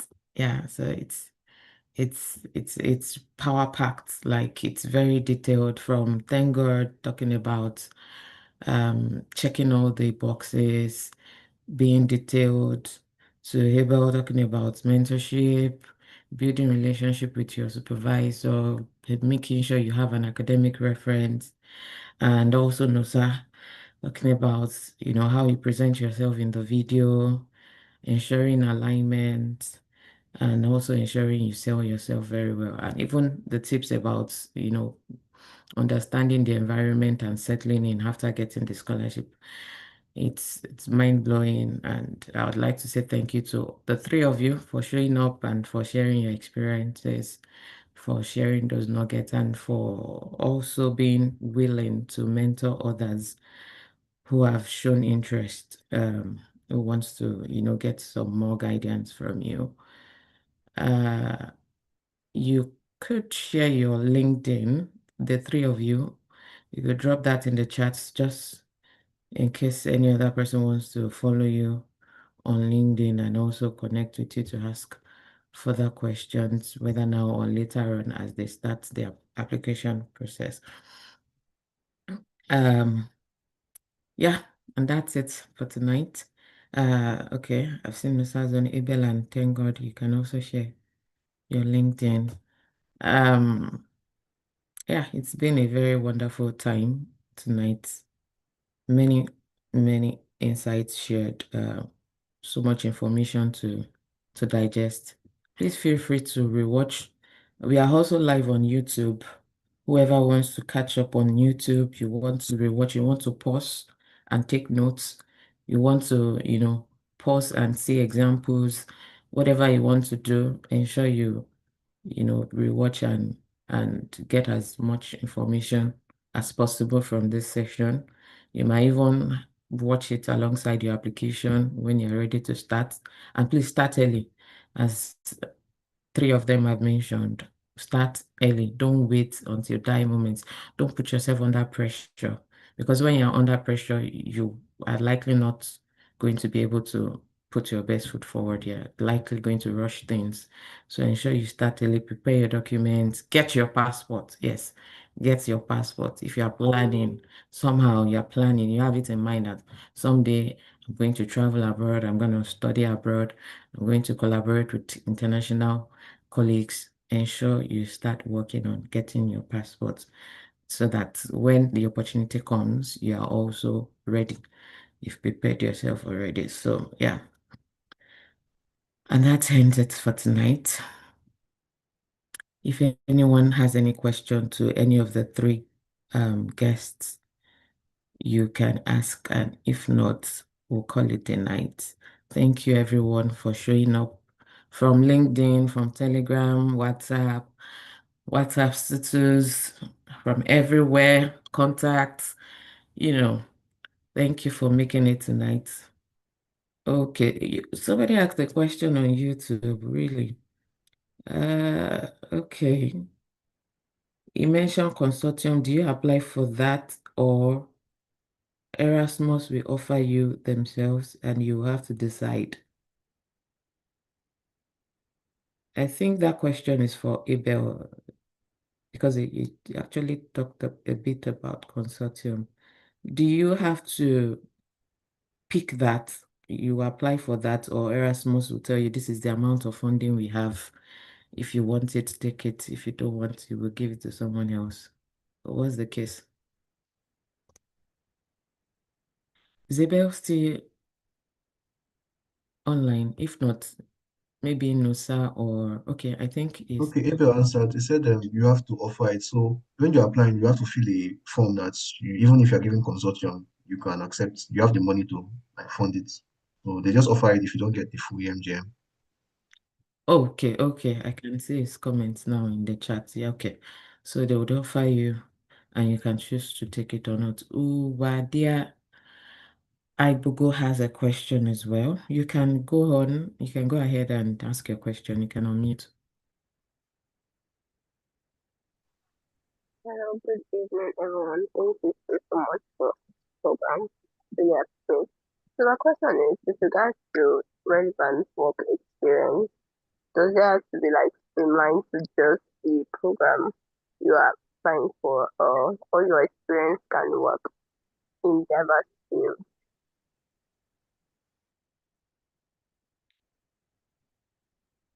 Did you get that, Nosa? I'm struggling to hear what she's saying. Which she said for work experience, does he have to align with the program or can any work experience Okay. count? Okay. Okay, I think Abel and Mr. ThankGod are still on the call, but let me see my own for work experience. If it aligns, I think Erasmus also take into account work experience. Like most of the people I've seen go to the scholarship, they actually have extensive experience in the related to the program. But if you don't have a work experience like related to the program, I think you just sell other parts like better. And maybe if it's your field is a little bit different from what you're applying to, like you have no tie at all, you have to find a very convincing case to show why you are making that change, like from whatever you're doing or what you did to where you're going to, like very, very convincing. Okay. Wadia, has that answered your question? Yes, thank you so much. All right. Okay. So if there's no other question, that's it for tonight. Thank you, everyone. Thank you for being a part of this. You can follow me on YouTube to keep in touch and to also get notifications for subsequent lectures like this that might come up in the future. It's Abimbola Joseph. And feel free to connect with the guests today. Their LinkedIn profiles are on the chat. You also have their numbers. You can also join the Telegram group of the community. That's Explicit Success Scholars. I've also dropped the link. And yeah, that's it for tonight. I want to say thank you once again to everyone. Good night, everyone. Bye. Bye-bye.